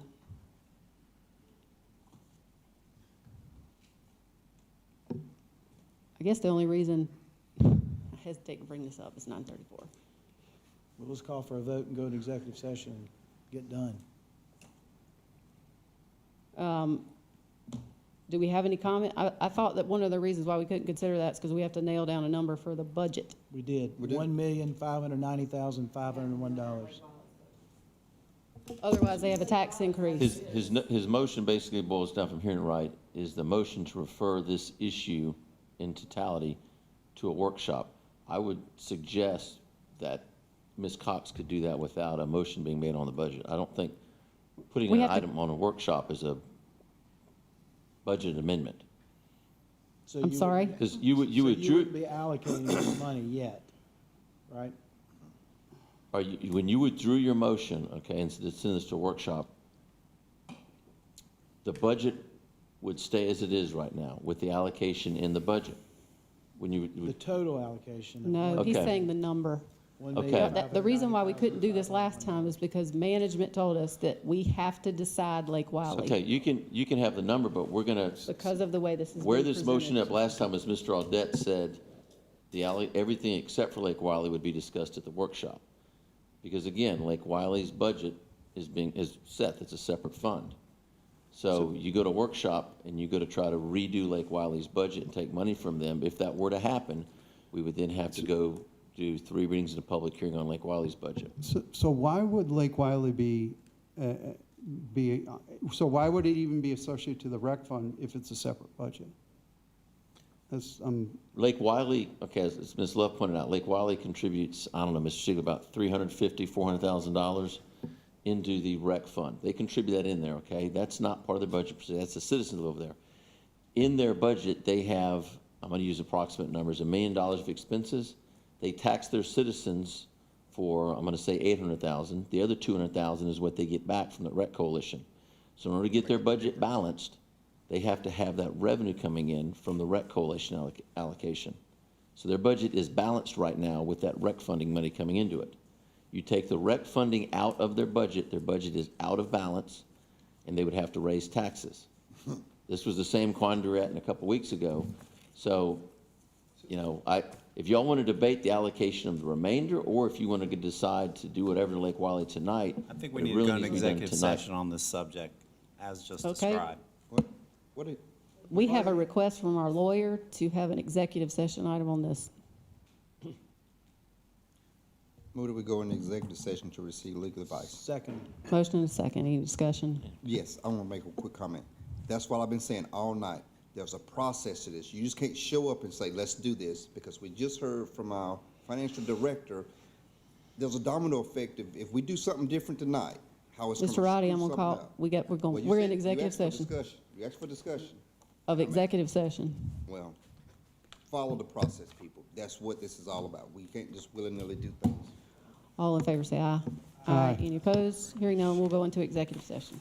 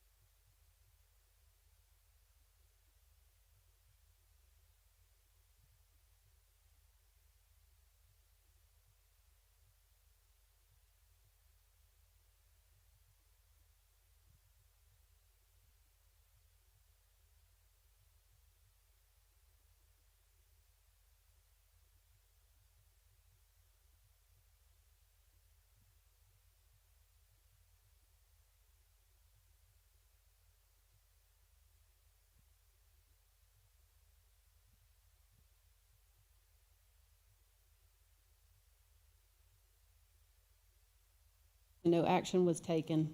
I would ask to know what was the last motion made? I'm going to withdraw that motion, regrettably, I'm going to withdraw that motion, but I'm going to withdraw that motion to go on record to say the recreation tax has a formula that we should follow to allocate the funds. So with me withdrawing my motion, it is as if this conversation tonight never took place, and what would stand would be the vote we took on January 3rd, where I did not vote for this. So I withdraw my motion. All right, any other motions? Any other amendments? Yeah, I'd like to make a motion to move forward, to move rec funding to a discussion workshop as part of it, Lake Wiley. It's done, if, No. not interrupt you, but this conversation is done if you want to leave it with me withdrawing my motion. We already voted on June the 5th for management's recommendation, which gives Lake Wiley $383,606. Your motion was withdrawn. Mine was withdrawn. What is Yeah. your motion? Yeah, my motion is to go to workshop, recommend this to go to workshop. Lake Wiley would get the allocation of 383 and whatever the other, Kevin, what is it? I would say Lake Wiley would get the $383,606. original amount budgeted. Original amount budgeted, and we would discuss the additional allocations in that workshop with the total budget also of 1.5 million. $590,501. Yeah, being part of the budget. Motion and a second. The discussion Any piece would be. discussion? Yes, that I laid a golden egg out there and said, the motion's dead, what you all approved, but are you saying now you want to leave what we approved on January 5th in play, but we're going to talk about the allocation of the monies moving forward? Yeah, we're, right. Who's giving like? Yeah, we will discuss the allocations outside of the 383. Just leave it alone. Just leave it. Just leave it. We can talk about the rec. Oh, funding. let's have a vote then. Okay. But now, does this mean are other districts getting minimum money? No, it means we have to decide what they're going to get in a workshop. Well, that's With the right. limited Well, funding that's left over. Well, This was yeah. made at the prior There, budget meeting and was denied. right. There would be a decision that we would talk through the allocations based on further discussion. Tom, can I encourage you to withdraw your motion for this reason? Withdraw the motion so that what we voted on January 5th, we vote on. But we do need to have a workshop and talk about this for next year, and we need to do it now. No, I'm not. Okay. Do you understand what I'm saying? I get it, but look, let's have a vote. All right, we got a motion and a second. Any other discussion on this? I voted, any discussion? I voted on this motion last time. I thought we should have done it, but, I mean, Okay, tell me the motion again. The motion is to move the discussion of allocation to a workshop outside of $383 and $383. You mean $333,606. Okay, that would be automatic to go to Lake Wiley. So what's left of the allocations, then we would discuss it based on where we can allocate appropriately, where we feel like everybody will benefit.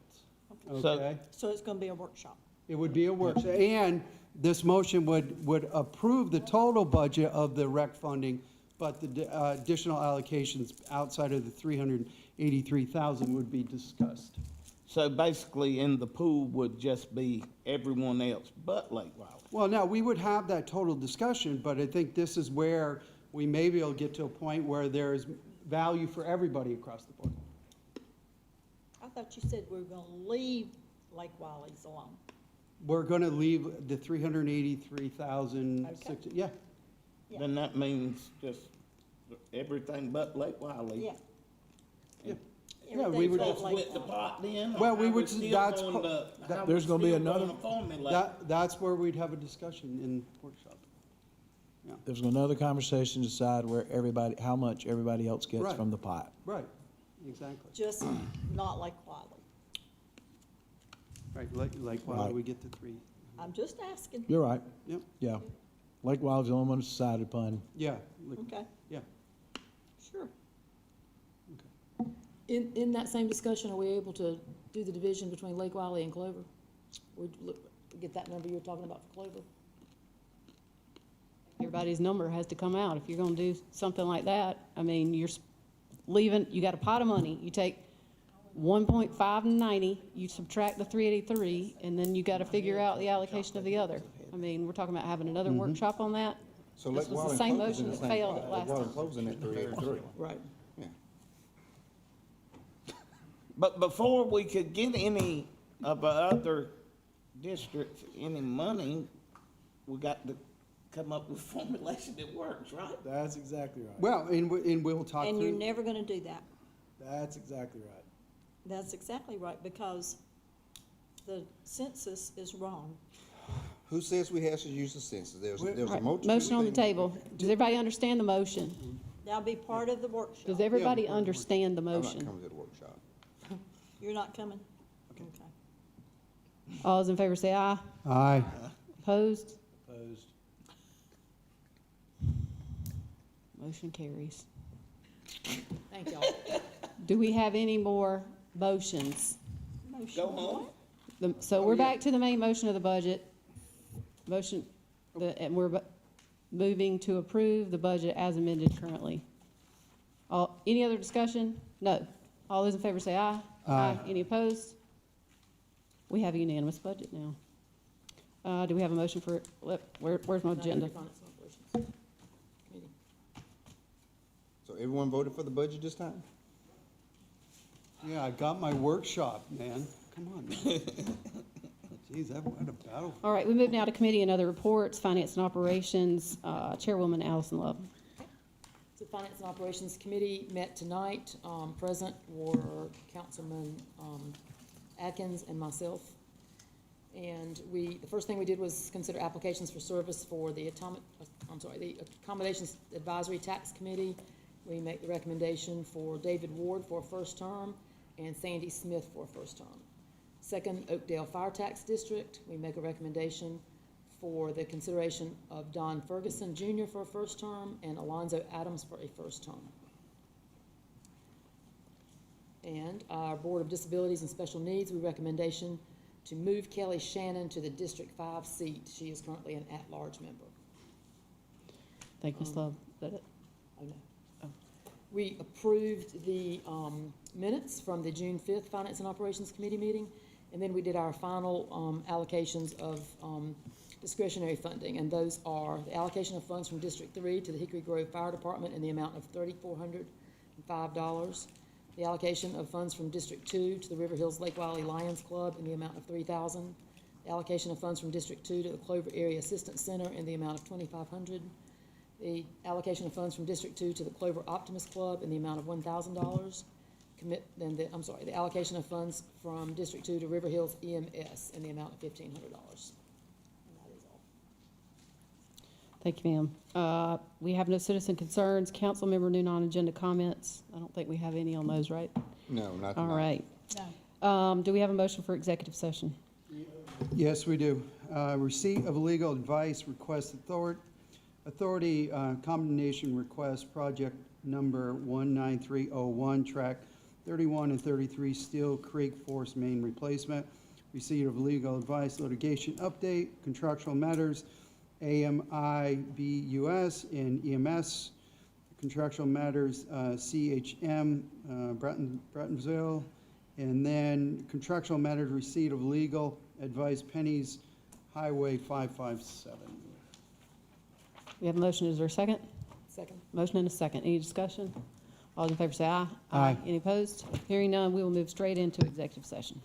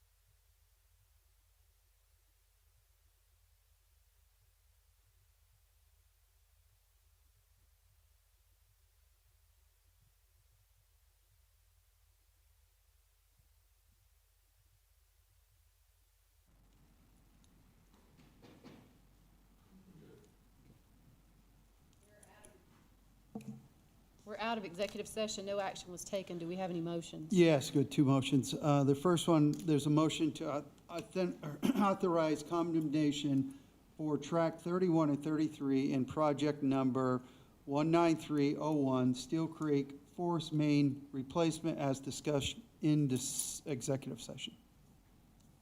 We have a motion. Is there a second? Motion and a second. Any discussion? All those in favor say aye. Aye. Any opposed? Hearing none, motion carries. Okay, second motion, motion to have council to approve two changes, orders with Midwest Maintenance for historic Brattonsville Colonial, Bratton and Homestead House in an amount not to exceed $90,399, subject to authorization by CHM Director and/or the CHC Commission. We have a motion and a second. Any discussion? All those in favor say aye. Aye. Any opposed? Hearing none, motion carries. Motion to adjourn? We have a motion to adjourn. All in favor say aye. Aye. Any opposed? We are adjourned.